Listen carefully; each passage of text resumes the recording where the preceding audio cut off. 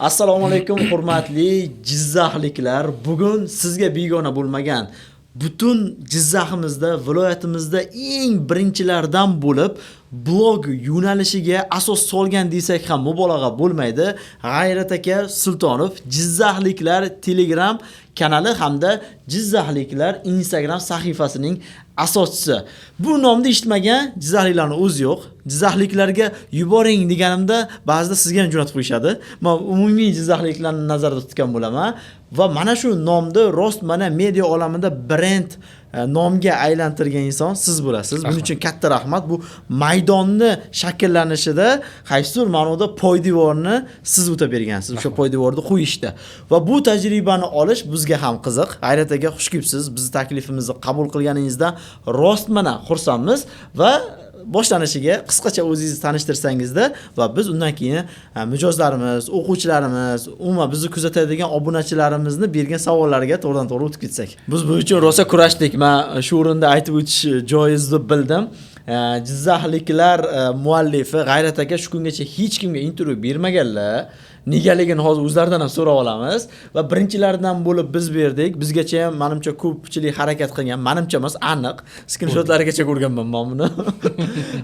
Ya'ni men bermayapman, mana takliflar chiqyapti dedilar, lekin biz ko'ndirishga harakat qildik. Nega? Jizzaxliklar uchun, bizning xalqimiz uchun, jamiyatimiz uchun birinchidan manfaatli bo'lsa, doimiy xabar ulashib turuvchi bir kanalni, sahifani muallifi, asoschisining fikrlashlari, dunyo qarashlari, umuman onglaridagi o'ylari, fikrlari qanaqa?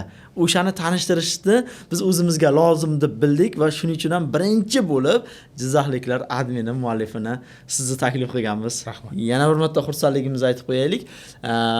Siz uchun ham bu foydali bo'ladi, xudo xolasa. O'zim haqimda ma'lumot so'radingiz. 89-yil Jizzax shahrida tug'ilganman, ishchi oilasida. Otam, onam 4 qizdan keyin bitta o'g'ilman. O'sha Jizzaxda eng mashhur joylardan biri Kindigi deyiladi, Sidva deyiladi, Zargarlik mahallasida. Uyimiz shu ko'p qavatli uyda, shu yerda tug'ilganmiz, bolaligimiz shu yerda o'tgan. 19-son maktabda o'qiganman. Maktabda o'sha 6-sinfdan boshlab kim bo'lasan desa, hamma katta kasblarni gapirardi, hech kim oddiy ishni gapirmasdi. Vaqt o'tib shu 9-sinf bitirgandan keyin Sayiljoy akademik litseyga kirganman o'qishga. U yerda ham aniq fanlar yo'nalishida matematika, fizikaga kirganman, chunki boshqa tanish bo'lmagan nimaimda. Xullas davom etgan o'qishimiz yerda yaxshi. Biz esda qoladigan o'sha litseyning nimalaridan bittasi, gruppada bitta ham qiz bo'lmagan. Shu 32 tami, 31 tami yo'q, 25 tami esimda yo'q, adashmasam. Qizil erkaklar. Qizil yo'q, qop-qora erkaklar deylik. O'qishgan shu aniq fanlar yo'nalishida o'qiganmiz, matematika, fizikada. Shu litseyni bitirgandan keyin 4 yil qatorasiga o'qishga kira olmaganman, ya'ni oliy ma'lumot olish uchun. Oxiri shu rus tili sal balli kamroq bo'ladi, o'tish oson bo'ladi degan nima bo'lib, rus tili o'qituvchisi mutaxassisligini bitirganman, kontraktda o'qiganman. Endi kontraktda o'qish o'zi bo'lmaydi.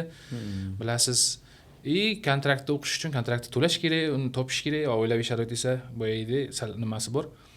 Shunga ofitsiantlikka sal qiziqib, keyin ofitsiantlik kasbi, endi bilan o'zi shaxsiy nimaga o'tib ketish hozir qanchalik to'g'ri bilmadim, endi umumiy tasavvur hosil bo'lsin. G'ayrat aka Sultonov o'zi kim?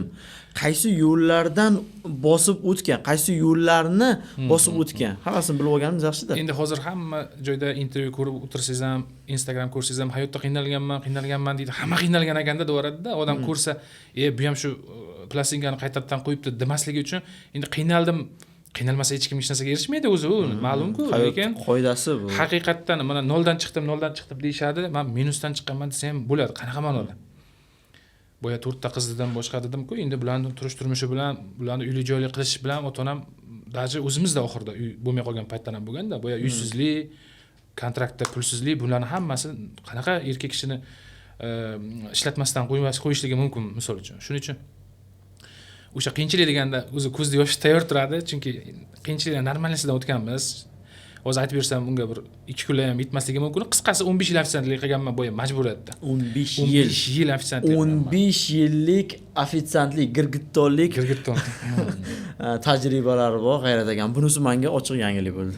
Yo'q, chunki men ham ofitsiantlik qilganman, men ham oshpazlik qilganman. 3 oy, 4 oy, 5 oy tanaffusda kanikulda ta'tilda qilganmizda, keyin yana o'zimiz o'qishimiz bilan band bo'lganmizda, lekin bir ishda 15 yil muqim ishlash bu 15 yil qatorasiga har xil joyda bo'lgan. Bu nimaga endi ofitsiantlikni ham san'at darajasiga olib chiqqanmanmi degan fikr hozir birdan kelib qoldi-da, chunki mana hozir endi kanalga ham o'sha nimasiga ham kelishishdan oldin aytib qo'yay, men prezidentimiz bilan shaxsan, deylik, mana yurtboshimiz bilan, hurmatli Shavkat Miromonovich bilan men ofitsiantligimda uchrashganman. Ofitsiantligimda ular bilan ko'rish nasib qilganda, mana ofitsiant odam sal bu qanaqa kasb deb bunday xayolga nima kelmaydi-ku, lekin ofitsiant vish va kachествоgacha chiqqanmiz.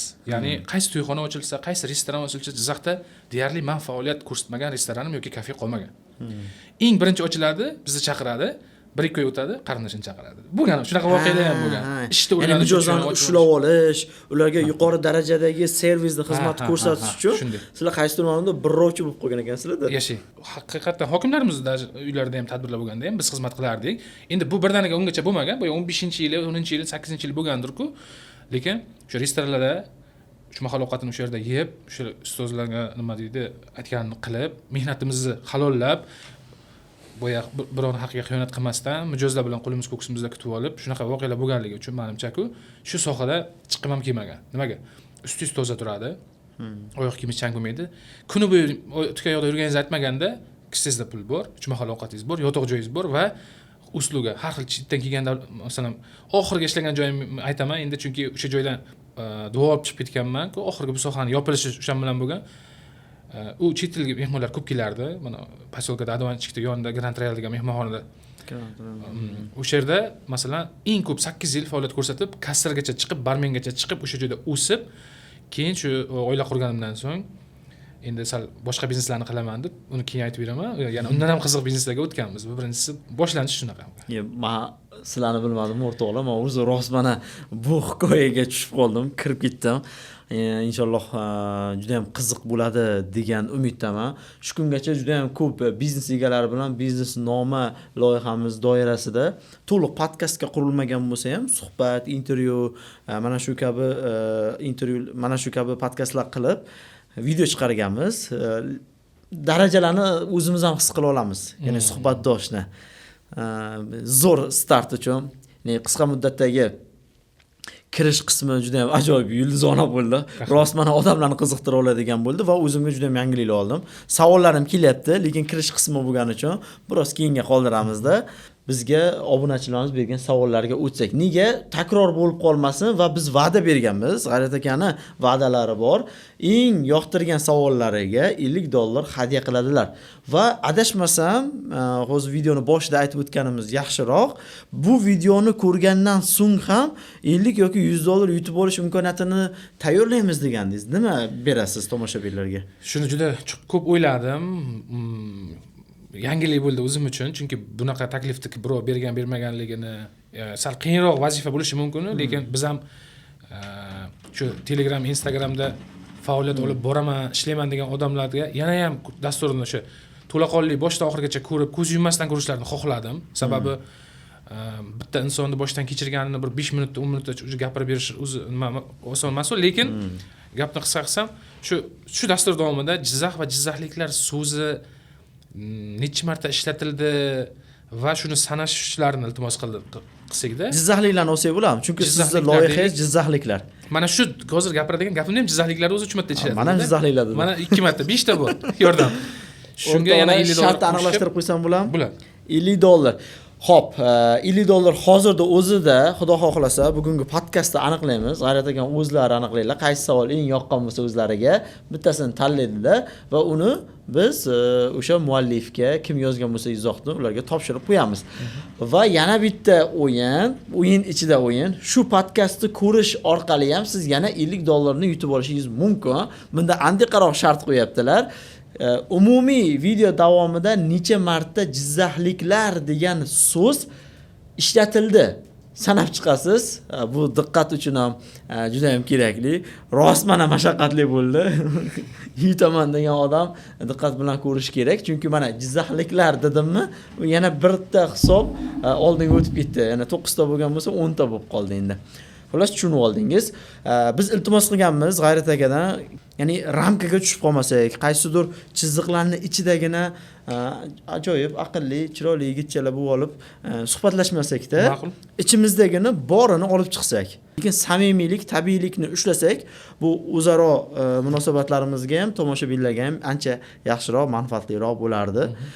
Chunki siz ko'rganingiz, agar sizni ko'zingiz tushgan bo'lsa, jizzaxliklarni muallifi G'ayrat aka jiddiy bo'lib sizni taassurotingizda qolgan bo'lishlari mumkin, lekin biz shaxsan ba'zi bir loyihalarda birga ishlashganmiz, bir sinfxonada bo'lganmiz. G'ayrat aka anchagina qonlari qaynaydigan insonlar, shuni ochishga harakat qilamiz bugun. Qoningizni qaynatamiz bugun. Qaynating. Boshladik unda. Farog'at Sodiqovaning savollari: ota-onangiz sizga qarshilik qilishmaganmi bu yo'nalishni tanlashingizga? To'g'risi bu yo'nalish o'zi boshida bo'lmagan. Men kanal ochaman yoki Instagram ochaman yoki Telegram ochaman degan fikrni o'zi bo'lmagan. Boya aytganimdek, ofitsiantlik paytlarimiz ko'p vaqtimiz bo'sh qolib, shu oxirgi ishlagan restoran sohalarimdagi bironta joyini aytmaymiz, hozir reklama bo'lib qolmasin, u joy hozir faoliyat ko'rsatmayapti. Shu juda Wi-Fi endi takomillashib, endi rivojlanishni boshlagan paytda qo'lda telefon, sensor endi birinchi o'sha adashmasam emas, o'g'lim 1 yoshda edi, o'shani 2014 ekan, 2014lar 2013 yo'q, 2012 davrlari. 2012-yilda ekan, chunki kanalda o'zi Jizzaxliklarning o'zi 2013 ochilgan-ku, fevral oyida. Bu 2012-yil bo'lyapti ekan, o'sha paytda bitta restoranda ish boshqaruvchi edim. Telefon qo'lda, Wi-Fi bor, qo'shimcha shu klient kelmaydigan payti, ya'ni obeddan keyin deydimi, mana o'sha paytlari 2-3 soat bo'sh qolib ketardim. Shu paytda telefonda Telegramga ulanib, kanal gruppalarni kuzatishni boshlaganman. Endi buni voqeani aytib berishim hozir. Endi yozuv-chizuv sal bilish kerak-ku, kanal gruppa ochadigan odam savod. Bundan oldin esa men endi orqaga qaytyapman hozirroq. Biz mana dadam faoliyatlari matbuot sohasi bilan bog'liq bo'lganda gazeta chiqaradigan joyda ishlaganlar. Men gazetalar ichida katta bo'lganman. Kuniga uyimizda Jizzax haqiqati, Jizzax ovozi gazetalar bo'lardi. Ota kasbini olibsizda, ota kasbini oldim, qaysidir marta. Endi ular harf teruvchi bo'lgan. Uslub o'zgaryapti faqat. Gazetadan onlaynga. Keyinchalik dadam o'sha gazeta sotish nimalarida ishlaganlar, o'sha payt kiosk deylardi, kioska deylardi. Bizni uyimizda hamma gazetalarning hammasini bo'lardi. Men crossword skanvord tuzib ham maktabda gonorar ishlaganman. Eruditga chiqarganman, Jizzax ovoziga chiqarganman, bilag'onda dasturlar mansiz o'tmasdi. Bir konvert crossword jo'nataman, o'sha paytga endi 10 ming, 15 ming so'm pul keladi. Bu yozuv-chizuv sal bor menda. Endi maktabda ham hozir maqtash bo'lmasin, 9 yil klassikon bo'lganman. Saljoy liseyda o'qiganimizda starsaq qo'yishgan meni. Institutda o'qiganimda ham 1-yil men starsda bo'lganman. Keyinchalik shu ishga o'tib ketganim tufayli sal nima qilmaganman-ku, lekin maktabda eng ko'p 5 olish bo'yicha birinchi o'rinda olardim har yili. 365 kun bo'lsa, bir kunda bitta fandan 5 ta ham 5 olardim-da. Boshqa sinfga o'tgan paytimiz bo'ladi-ku, 2-sinf boshida. O'sha sinfda o'tib, o'z sinfda ham sinf ko'mligini olib qo'yganman. Men bilan o'sha endi bu maqtanash emas, masalan, sinfdoshlarim hozir kommentariyada fikrini qoldirishi mumkin yoki bu to'g'ri deb isbotlashi mumkin.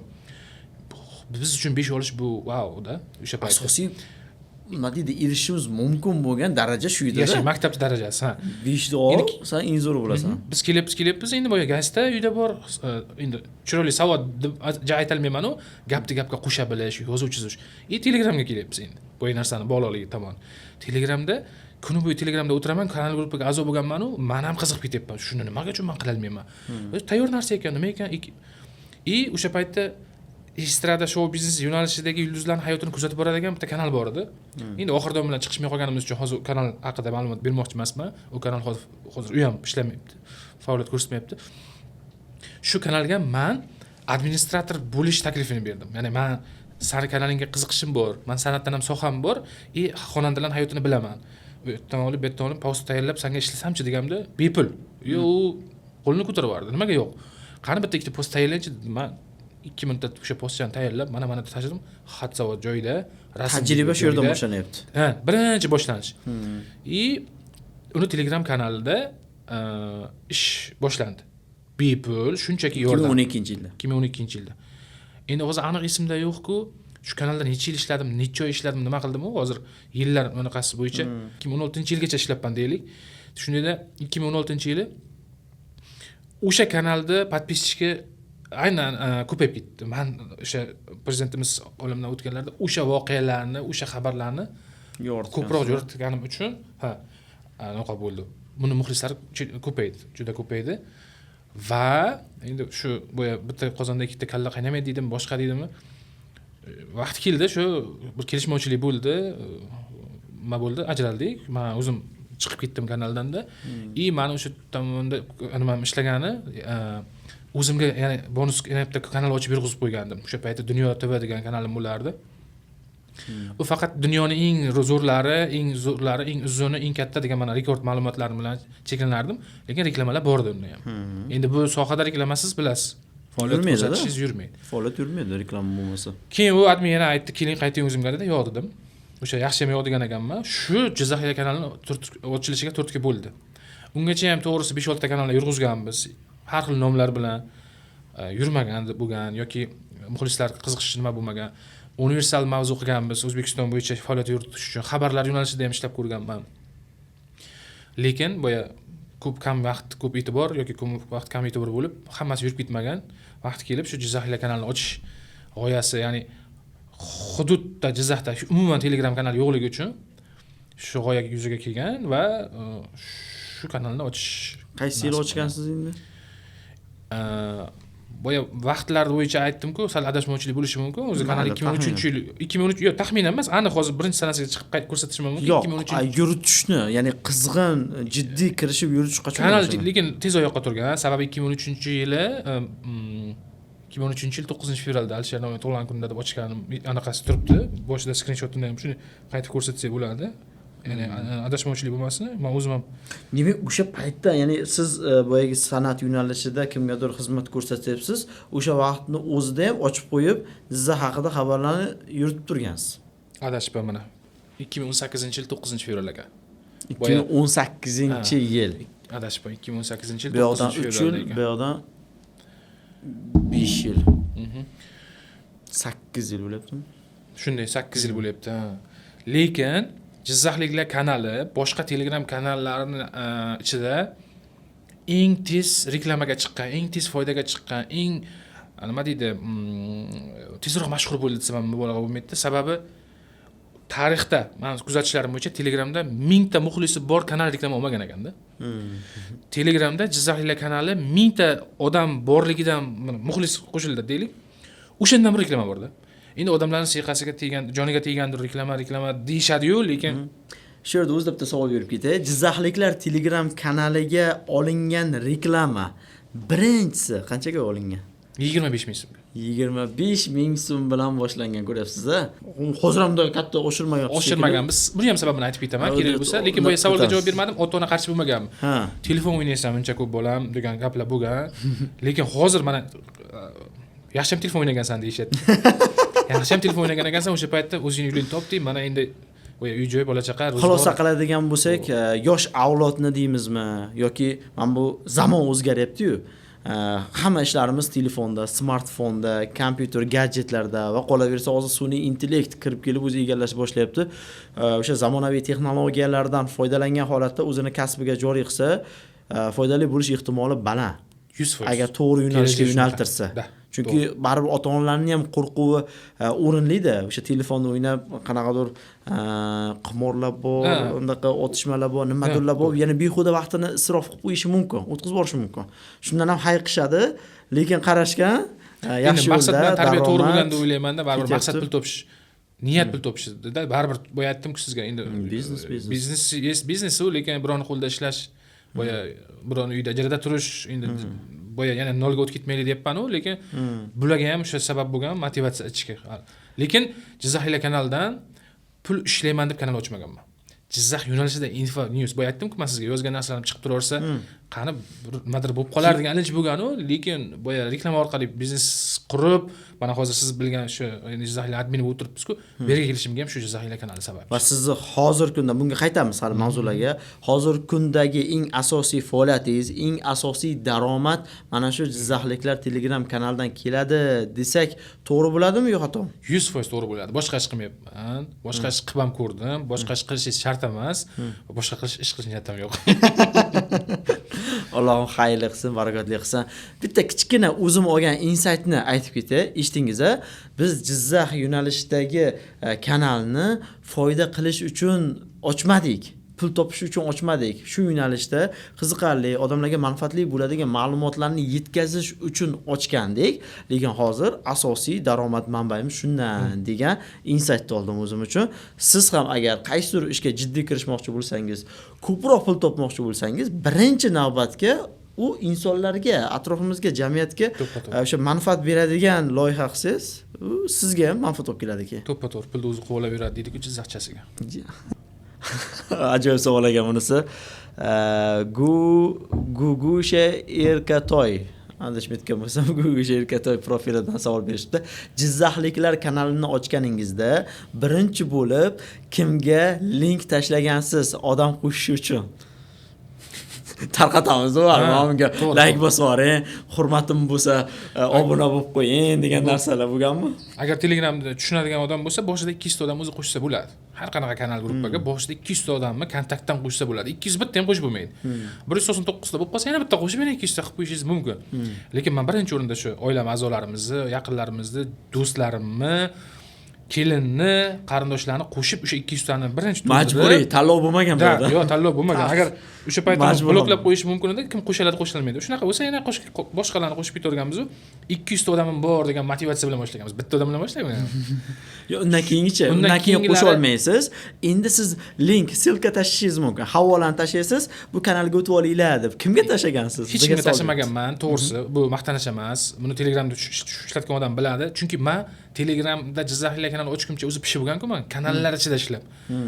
Soxta odam qilish, bir-biriga tashlash, kir deyish, Jizzaxlik bo'lmasa menga foyda bermasligini boshidan niyat qilganman. 10 ta bo'lsa ham Jizzaxlik bo'lsin, 100 ta bo'lsa ham Jizzaxlik bo'lsin. Hozir ham nima reklama qilmaysiz, kanalingiz deyishadi, qilmayman.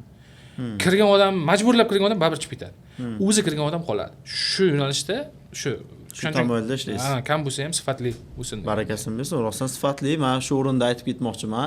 Eng birinchi o'quv markaz ochdik. Qo'limizda juda ham kam sonli kanallar bor. Xoh u Jizzaxliklar Telegram kanali bo'lsin, xoh Instagramdagi blog yo'nalishlari. Biz o'quv markazimizni reklama qilishimiz kerak. Shu o'rinda alohida e'tirof bilan aytaman, Jizzaxliklar Telegram kanalida berilgan reklamalardan yaxshigina manfaat olganmiz. Katta rahmat. Shuning uchun xabari bor ko'pchilikni. Bizda Ilm Town degan o'quv markazimiz, akademiyamiz bor va bunda zamonaviy kasb, mobilografiya, SMM dan dars beramiz va u yerdagi o'quvchilarimga ham aytaman men. Ya'ni Jizzaxliklardan olib turinglar, o'zi reklama narxlari qimmat emas, lekin manfaat olib keladi. Shaxsan biz bo'lsak, bitta kursda o'tsak, yillab sizga reklama berib turishimiz imkoniyati bo'lib qoladi, moddiy jihatdan. Barakangizni bersin. Biz ham o'sha qatorda manfaat olganlardanmiz demoqchiman. Xo'p, Noza pastga chiziqcha USA 000 degan usernamedan savol berilibdi. Hayotingiz davomida eng ko'nglingizni og'ritgan tuhmat bo'lganmi va o'sha vaziyatdan qanday chiqqansiz? Tuhmat masalasiga hozir birdan unaqa qilmadim. Iloyim uchramasin. Uchramadim. Chunki agar bo'lganida miya bitta portlardi. Ha, endi o't balosidan, suv balosidan, tuhmat balosidan o'zi asrasin deyishadi. O'shaning uchun meni yaxshi bilganlar biladi, qo'lim ko'ksimda shu har doim muomala qilishga, Jizzaxcha o'zimizni hazillarimizni qilib ketib vaziyatdan chiqishga, ko'ngilni ko'tarishga harakat qilaman, lekin birov menga tuhmat qiladigan darajada hali hayotda hech unaqa voqea bo'lmasin. Oxirigacha bo'lmasin. Keyingi savol: Jizzaxliklar kanal va guruhini ochayotganingizda nima maqsadda ochgansiz va o'zingiz qanday kuch-qudrat his qilgansiz va yurita olishingizga ishonganmisiz deb Ergashev savol beribdilar. Endi kutganman desam yolg'on bo'ladi, chunki boshida hech kim bilmaydi hech narsani. Qanaqa bo'lib ketadi, nima bo'lib ketadi, xudodan yo'qtirlar ekan, baribir Allohga tavakkul. Sinab ko'rasiz. Shu savolni berganga, endi o'zim ko'pim bo'yi xalq taniganda, endi avtomashinada ko'rishadi yoki uyda qo'ni-qo'shni aytishadi, boshqa qiladi. O'sha men o'ylayman, o'sha 15-20 yil qilingan sabr va shukrni va og'ir mehnatlarning samarasiga shu kanalda Xudo sal yo'liqtirdimi deb sababi kanaldan ko'pi bormi, gruppadan ko'pi bormi, reklama beraman desa. Istalgan odam bitta kanal ochib olish imkoniyati borda. O'zimga o'zim endi ko'z tegmasin-ku, 7 yildan beri reklamaga zo'riqmadim ham deyalamanda. Endi nimaga desangiz, biznesmen odamdan pishiq odam bo'lmaydi o'z hayotda. Uni hech qachon siz borib eshigini taqillatib, "Voy, menga reklama beringlar" demaysiz. Shaxsan men Xudo ko'rsatmasin-ku, bir yomon kun ko'rib yoki bir bu kanal gruppadan cheklansam ham, masalan, birovning eshigini taqillatib, menga yordam ber deydigan anaqa emasman-da, xarakter. Chiqib bo'yatganimda men to'yda dapim cholishim mumkin, men qo'limdan keladi misol uchun. Uni nonni ham yeganman 5-6 yil o'rtada. Bola chaqali bo'lib hamda. yoki ofitsiantlik ham qilib ketishim mumkin. Mehnat qilaman. Uchi birovga yalingandan ko'ra. Shu birovga bilan olib berib qilgim kelmaydi-ku. Bu kanalda boshida o'sha maqsad bo'lganmi, muddao bo'lganmi, siz hozir katta gap bo'lib qoladi. Ha, men buzib yuboraman. Qayerdan buzasiz? O'zi kanalingizni 1000 ta podpischik qila olmaysiz. Qayerdan bilasiz siz 2025-yilga kelib yoki karantin bo'ladi 2023-yilda kanal yana gullab ketadi. Umuman bunaqa g'oya. Faqat ishimni professional. Qanaqa? Chiroyli xabar, yaxshi xabar, ishonchli xabar, vaqtida, soatida biznesmenlar. Bilasizmi, bir kunda necha marta barakat top degan so'zni eshitaman men. Kamida 8 marta. Kim aytadi shuni? 4 tasini biznesmenlar aytadi. Kanalga shunday ishchiga e'lon berib ko'ring-da. Bitta ishchi so'rab. Shunaqa voqealar bo'lgan. Mana paypoq to'quv fabrikalari deymiz, katta-katta ishlab chiqarish joylari 200 ta ishchi kerak deydi, 300 ta ishchi kerak deydi. Nima degan gap? Buni qayerdan terish mumkin? Объявление qilib istalbaga unaqa ilib chiqadigan zamon yo'q hozir. Misol deylik, o'sha qo'pol qo'yaylik 100 ming, 150 ming chamasi shuni atadi. Biznesmen odam, bir katta milliardlari bor odam. 200 odammi, bilmadim, bir yig'ishda unaga bitta e'lonchani qo'yibdi. Deylik, Jizzaxlar kanali. Nimaga ochildi yoki nimadan barakasi desiz. 200 ta qora qozon qaynayaptimi odamlarning uyida? 200 ta odam ishli bo'lyaptimi? Uni nechtadan farzandi bor? Uni ko'paytirsak 800 ta, 1000 taga aylanib ketib qoladi. Nonini yeganlar. Barakasi kimga? Menimcha menga. Chunki Instagram bilmadim, endi yangi ochildi. Telegramda 200 ming ta plus minus podpischiki bor kanal, auditoriya bor. O'zbekistonda men narximda emas. Eng arzoni menda. Ishoning, reklama ko'p deyish mumkin, lekin menda kam qo'ram, hamisha qo'ram ket. Strategiyasiga amal qilaman. Uni ham biznesmenni ham qiynab, biznesmen berar, xo'p, zavod fabrikasi bo'lsa deylik. Lekin oddiy odam qayerdan beradi? Pasportini yo'qotib qo'ygan odam qayerdan topadi sizga 100 ming so'm? Men shu o'rinda o'zimni ham fikrimni aytib ketsam mayli. Rost aytyaptilar, tasdiqlamoqchiman. 200 ming ta auditoriya borda, reklama narxi qancha hozir? 150 ming. 150 ming so'm. Bitta odam 75 tiyin. Ya'ni biz ham mediani ichidamiz. Mana xolis aytaman, Jizzax Townda Instagram sahifamizda 300 ming auditoriya bor. Bitta reklamamiz $450. Va ayni paytda bu videoni hozir yarim oydan keyin, 1 yildan keyin ko'radiganlar bo'lsa, o'zi yana narx o'zgarishi mumkin. Chunki 1 yil oldin bizda 150-200 atrofida edi. Shuncha muddatda yana shuncha x oshdik. Men istolmayapman hozir. Eng birinchi sizdan reklama olganimizda ham yo 100 ming yo 120 ming mana shu atrofida edi. Oshgan bo'lsa 20 ming, 30 ming oshyapti. Endi rost mana o'sha savol. Nega bunchalik arzon? Meni tanqid qilmaysizlar, men mediani ichidagi odamman. O'zingizcha nega arzon deb savol bermay, kelishib olganmisizlar degan fikrga borilmasin. O'zimdan kelib chiqib aytaman, agar meni shuncha auditoriyam bo'lganida, men buncha narx belgilamagan bo'lardim. Ya'ni qoplamaydi chunki. Chunki biz ham Jizzax Town degan Telegram kanal ochib qo'yganmiz, yurmasa ham 1.5 ming ta obunachisi bor, boshqa bor. O'sha 1.5 ming ta yoki 10 ming ta bo'lsa ham 150 ming so'mga shu ishni ham qilamanmi degan fikr keladi menga. Nega bunaqa narx belgiladingiz? Mayli, men bu mavzudan sal chetga chiqdik. Yo'q, mayli, chunki bu menimcha videoni ham kimdir belgilab bergan, kimdir ustozingiz bormi bu narxni belgilaydigan? Chunki andoza atrofga qarab olinadi-yu. Andoza atrofga qarab olinadi, to'g'ri, lekin bu 150 mingga kelganimizcha ham 75 bo'lgan, 100 bo'lgan. Endi 100 dan keyin to'g'risi 130-140 qilmaganmiz, netto summada 150 ni ushlaganmiz. Endi podpischiklar ko'paysa yoki narx-navoni o'sha qiymatsiz, bozor qiymati qadrsizlansa 200 mingga chiqarishimiz mumkin. Lekin endi Jizzaxcha hangomada bu yo'q. Jizzaxda savdolashishni juda yaxshi ko'radigan xalq yig'ilgan, bilasiz. Akamuncha qilib bering. Akamuncha qilib bermasiz bo'lmaydi deb turaverishadi-da. 150 mingchi hech kim o'rtmayapti. 100 ming desiz, kanalingiz sal unaqami shubhalanishadi. U nimaga? Yo, men 150 ming so'mga shubhalangan bo'lardim, G'ayrat aka. To'g'ri, siz mediani ichida bo'lganingiz uchun. Lekin oddiy xalq, tasavvur qiling. Bilasiz, bizda kuchi yo'qolib qolganlar ham, mushugi yo'qolib qolganlar ham, Jizzaxchasiga pishagi yo'qolib qolganlar ham e'lon beradi-da. 150 ming so'm hujjati yo'qolgan odam, ID kartani o'zi jarimasi o'sha 300 mingda, yaqinda 420 ming bo'ldimi? 2 marta qo'ysa 300 ming bo'ladi-ku. Bir xil payt og'rinasiz. Narx sabaqlashtirish qilish kerakmagan hujjatga uncha yoki zavod fabrikada ishga buncha yoki mashina sotuvchilarga buncha deysiz mumkin, endi adashmovchilik bo'lib ketadi. Chunki soat taqsimoti bor menda. Rejim bor. Menda bitta o'sha telegramchilar yaxshi tushunadigan narsa bor. Post reklamasi qo'ymayman. Post qo'yildi-ku, tayda reklamasi ketish kerak.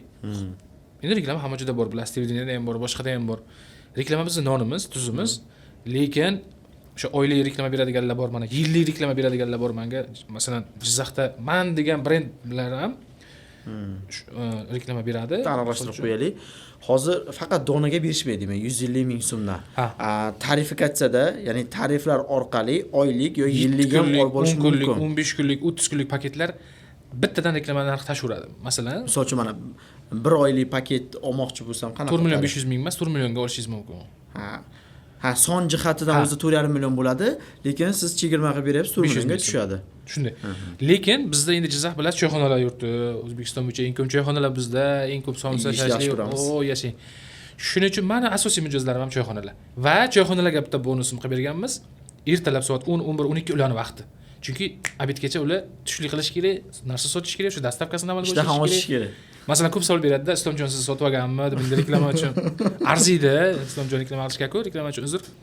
Shu karantindan boshlab shu Islomjon choyxonasini misol uchun egasi Valakam o'sha Hindistonda mana qonni kesib, san bilan qondosh biz deydi-ku, shu reklama bo'yicha ukajon baraka topdik karantinda bizda o'sha ishchilarimiz anaqa dastavka xizmatini yo'lga qo'yib, ikkita uchta taksichimiz yoki o'sha oshxona xodimlari nima deydi, jon saqlab qoldi deymizmi, endi karantinda nima deyishimiz mumkin? O'sha pul topishni o'zi bo'lmagan-ku. O'sha media orqali sabab bo'lib qolganda, to'g'rimi? Shunday. Unaqa gapni eshitganingizdan keyin, masalan, kanalning oxirigacha men turaman, bosaver uka. Puldan muammo yo'q degandan keyin kim reklama olmayman deydi. Mana misol uchun hozir eng nufuzli restoranlardan biri Zafaron restorani, masalan, shahrimizga eng ko'p bular yillik shartnoma qilishadi. Masalan, bularga aytishingiz mumkin-ku, nima zarur shu restoranlarda o'zi shunday ham joy yo'q-ku borsak yoki yaxshi-ku nimasi deb. Endi bilmadim biznesmen qanaqa fikrlaydi uni. Lekin ularga men biznesmenlarga biznesmen yordamchiman deb fikrlayman, o'zimning fikrim. Zo'r. Chunki misol men mutaxassis sifatida aytaman, marketolog, SM manager yoki media sohasidagi sferadagi mutaxassis sifatida aytaman, chunki Toshkentda, umuman Amerikaga, Koreyaga, men yaqinda Dubayga ham xizmat ko'rsatib kelyapmiz. Bu narxga bu sifatni boshqa joydan topa olmaysiz. Men o'zimning xolisona fikrim bor. Keyingi savolni javobini agar berib qo'ymagan bo'lsangiz, yana o'qib beraman. Jizzaxliklar Telegram kanalida eng ko'p reklama bergan tadbirkor kim? Va u insonga qanaqadir bonuslar qilib berasizmi deb Narziqulov Pro savol beribdilar. Rahmat savollar uchun. Eng ko'p reklama boya tilga oldim, Islomjon choyxonasi deyshadi. O'zi xalq ham biladi, soat 11 da reklamasi ketishini. Har kuni. Tekstlari ham, rasmlari ham o'zgarmaydi, chunki ularga shu yoqadi. Buni masalan hokimlik tashkilotlarida, davlat tashkilotlarida ishlaydiganlar 11:12 da kim choyxonasini reklamasi ketsa, dastavka, "Alo, bizga ovqat olib bering, 10 ta, 15 ta" deyshar ekan-da endi misol. Shuning uchun ham ular reklama bersa kerak, endi puli qoplanmasa, menga reklama berib, u necha yillab, masalan, nechinchi yil karantindan keyin masalan 3 yilmi qatorasiga necha marta chiqqan shuni taxminan bilasizmi? Taxminan endi yiliga 365 kun bo'lsa, o'sha hayit kun dam olib qolmasak, yo 1-yanvar kuni dam olib qolmasak, shanbalik deb 3 yil bo'lsa, o'sha 1000 kunga yaqin bo'ladi, 4 yil bo'lsa 1200 kunga yaqin bo'ladi, to'xtamadi. 1200 ta reklamasi chiqqan tadbirkor bu Jizzaxda. Undan ham ko'pi bor ekan. Islomjon va undan ham ko'pi bor. Jasur natijniy patologim bor ekan. Kanal ochilgandan beri men bilan u. Natijniy patolog. Natijniy patolog xizmatlari. Masalan, shu biznesmenga ham, masalan, do'stligimiz bor, jo'raligimiz bor, salomatligimiz borda. Sen natijniychimisan deb savollarni berishadi menga. Nima uchun kanalingda har doim 9 da Madagaskar chiqmasa ham o'sha chiqadi deb. Uni aytganicha bitta biznesda 0 dan 100 ga chiqarish bor-ku, uni aytish bo'yicha, o'sha do'stimiz Jasur Jo'ram do'stimiz aytish bo'yicha Jizzaxlik kanal sabab bo'lgan. Boshqa hech narsa emas. 7 yil bo'lgan bo'lsa, 5 yildan nechdan olib berilgan bo'ladi shundayda? 5-6 yilda hisoblaylik, 360 ga ko'paytiramiz. 2000 kun bo'ladimi? To'xtovsiz 5 yil pashti reklama bergan bo'lar ekan. Demak, Jizzaxliklar Telegram kanalida yaqqol peshqadam Jasurbek aka natijniy patolog 2000 ga yaqin reklama berganlar, rekord. Davom etyapti. Bu men uchun ham qiziq savol. Men o'ylanib qoldim, Jizzaxda undan eng ko'p kim chiqardi degan deb. Indin chiqaryapmiz, ertaga reklamasiga borish kerak. Jizzaxliklar Telegram kanaliga eng ko'p reklama beradigan tadbirkorlar top 10 taligi. Aytmayman nimalar. Yo'q. Adashmovchilik bo'lishi mumkin, soat bo'yicha beradigan-ku biz. Islomjon choyxonasi hozir ham beradigani bor. Shu kungacha ko'proq berib to'xtatgani ham bor. Umumiy aytadigan bo'lsak, Jasur natijniy patologni aytdik, element suvlarini aytdik, ikkinchisi Islomjonni aytdik, uchinchisi Progress mebellar uyi bor. Ular yana mana yangilik boshqa mebelda olmaysan deb reklama berishgan. Qanaqa ma'noda? Mebelda biz bilan hamkorlik qiling. Butun umr. Mana bitta ikkita reklama berib o'rtada chiqib ketadiganlardan ko'radi. Bizda shunaqa o'zimizga. Chunki endi qo'pol maqol bor, o'ynashga ishonib ersiz qolmadiganda, u kimdir berib ko'rsa, effekt bo'lmasa bermay ketadi. 90% bizda biznesmenlarimiz xatosi shu. Sanga ana kuni reklama berdim, uyim sotilmadi-ku deydi. 2 milliard turgan uyni oladigan Jizzaxlik kanal tiklab o'tirmaydi-ku, qachon uy chiqar ekan. Jaluzi bor, kapital nimasi, ular ham optim narxda chiqarishadi. Ular ham to'xtatgani yo'q, shu 4-5 yildan beri biz bilan hamkorlikni. Qolganlari endi paputi, hozir aniq esimda yo'q. Ketaveradi shunaqa. Ilm tavon ham bor edi bir zamonlar.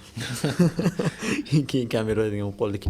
Hech kimga intervyu bermay nimaga aynan Jizzax Townga intervyu berdingiz deb Sojida 002 shu savolni birinchi mana ijtimoiy tarmoqqa $50 sovg'asi bilan deganimiz joylashtirganimizdan keyin bitta opamiz gaplar sal og'ir botdi, chunki Jizzax bir-birini podдержка qilishga zo'r-ku. Masalan, vaqt kelsa men ham bepul $50 qo'yib bering desa yo'q demaganman. O'zim xarakterim birovga yomonlik ravo ko'rmaganim uchun ko'ngli bo'sh deydimi, qanaqa deydi bir. Ko'ngilda kir yo'q deydimi, qanaqadir. Negativ kommentarlarga yo'qroqman-da, ustoz. Qabul qilish. Negativni, chunki o'zingizda yo'q narsani birovda ko'rsangiz baribir anaqa ekanda, oq qog'ozda qora nuqtacha ko'rinadi, ruchkani bilan qo'yilsa ham deydi-ku. Shunchaki biz ham shuni ichidamiz-ku. Yashang, endi kimni ko'zi tushib turibdi ekan buni intervyusiga degan savol shuni bittada ko'zim tushdi-da, men boya Jajda bilan xursandchilik bilan tayyorgarlik ko'rib, ana Jizzax bir-birini podдержка qilsa kerak, Telegramda o'rgataman, Instagramda o'rgataman. Men ko'rsang nimani olasan? Shuncha yillik bir opitda olasan-ku, sendan bir narsa ichim so'raydigan yo'q yoki pul so'raydigan yo'q yoki kanalimga kirib majburlaydigan yo'q. Misol, reklamani qo'yib foydalan degan ma'no, chiroyli ma'noda. Erta yaxshi kunlarda xizmat qilaylik deganda. Endi o'sha savol o'zi umumiylashtiramiz. Bundan kimdir intervyuchi ko'zi tushib turibdimi deydi-da. Uzr-ku, lekin hozir o'zi intervyu bermagan kim qoldi deysiz-da. O'zi har soha aralashdi-ku. Xonandalar ham intervyu berib chiqib motivatsiya beradi. Qiziqchi ham chiqib motivatsiya beryapti. Endi qo'polon bo'lsa bitta kafe yurg'izuvchi ham chiqib intervyu berib motivatsiya beryapti. O'zini sohasida bo'lsa mayli, lekin yashashni o'rgatyapti-ku ular. Biz unaqa qilayotganimiz yo'q. Oilada. Yashang, bitta noldan chiqqan odamni bir hayotini ko'rsatish niyat qildingiz. Birinchidan, ikkinchidan, sizdan oldin siz 7-siz intervyu so'ragan. Jizzaxda bo'lgan 6 tasi, bittasi Toshkentdan bo'lgan. Endi to'g'ri, ma'rifat kanalidir, chaqirilgandir, borgandirman. Masalan, Jizzax televideniyasida ham intervyu berganman. Podkast yo'q. Ommaviy axborot vositalari kunida 5-10 daqiqa gapirishim bo'lgan, lekin bunaqa noldan podkast shaxs sifatida ochib berish holati bo'lmagan. Aynan nimaga sizga rozilik berganimga savolga to'xtaladigan bo'lsak, birinchidan siz meni ustozim. Ikkinchidan men sizni ustoz deb tanigan emasman, oldin sizni kuningizda biznes ta'mir loyihalaringizni ko'rganman. Uchinchidan nima deydi? Tengi bilan deydimi? Endi men o'zimni juda aqlli hisoblamoqchi emasman-u. Erta intervyuni kim ko'radi, qanaqa kontent ko'radi, qanaqa odamlar ko'radi, nechinchi sinflar ko'radi, nima oladi o'zida. Sizni hozir dars berish jarayonidasiz, siz ustozsiz. Siz shu sohani ichida yuribsiz-da. Sizning auditoriyangizda ham menga ko'radiganlar qiziqishlar bor. Chunki shuni noni qanaqa ekan, to'xta, qattiq noni bordir, yumshoq joyi bordir. Nima biznes qilsa erta o'sh chiqar ekan. Jizzaxda ayniqsa. Toshkent emas bu. Ko'p ishlab chiqarish yo'q yoki zavod fabrikalarimiz yo'qdir. Shunda ham kuniga shuncha reklamani olib, shunaqa summa qilib yoki mana o'sha qo'pol qilayotgan shu darajaga erishibdi-ku deydigan menda ham tanlash huquqi bor-ku. Kim nima desa, ha deb borar. Ikkinchi sababi ustoz, intervyu beradigan darajaga insonning o'zi ham mos bo'lishi kerak. Nima qildi hayotda? Shu paytgacha nimani qo'yillatdi, nechta kalish yertdi deganda endi Jizzaxchasiga. Meni o'zimning fikrlashim bo'yicha men oilam uchun hozir ideal insonga aylanib bo'ldim. Mana shu 2025-yili siz 2010-yil ham oilangiz uchun ideal odam bo'lgansiz. Yashang, to'g'ri. Endi kamchilik bo'ladi-ku, masalan, uy deymiz, tirikchilik deymiz, boshqa faoliyat.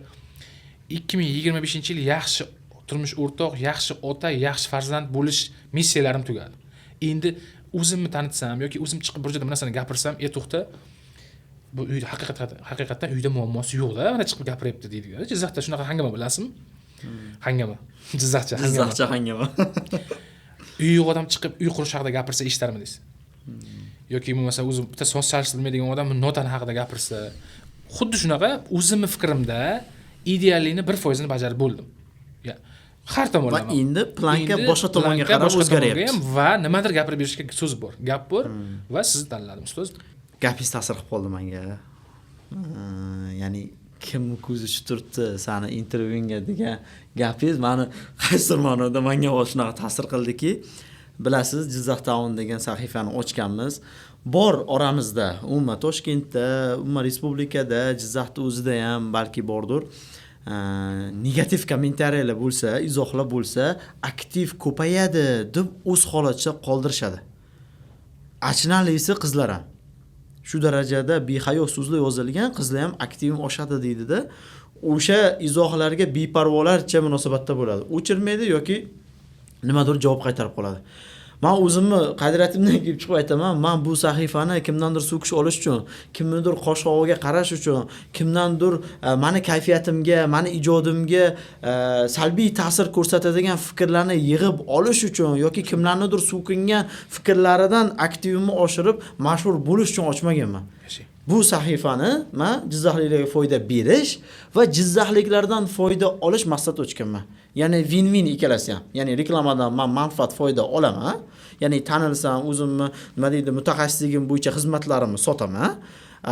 Nima foyda beraman desa, o'sha pulli bo'lmagan holatda xuddi siz kabi odamlarga kerakli, manfaatli, foydali videolarni chiqaramiz deylik. Va o'rtoqlar, shu o'rinda men o'zim ham fikrimni aytib ketay G'ayrat aka. Iltimos qilardik. Mana chiroyli gapni aytdilar G'ayrat aka.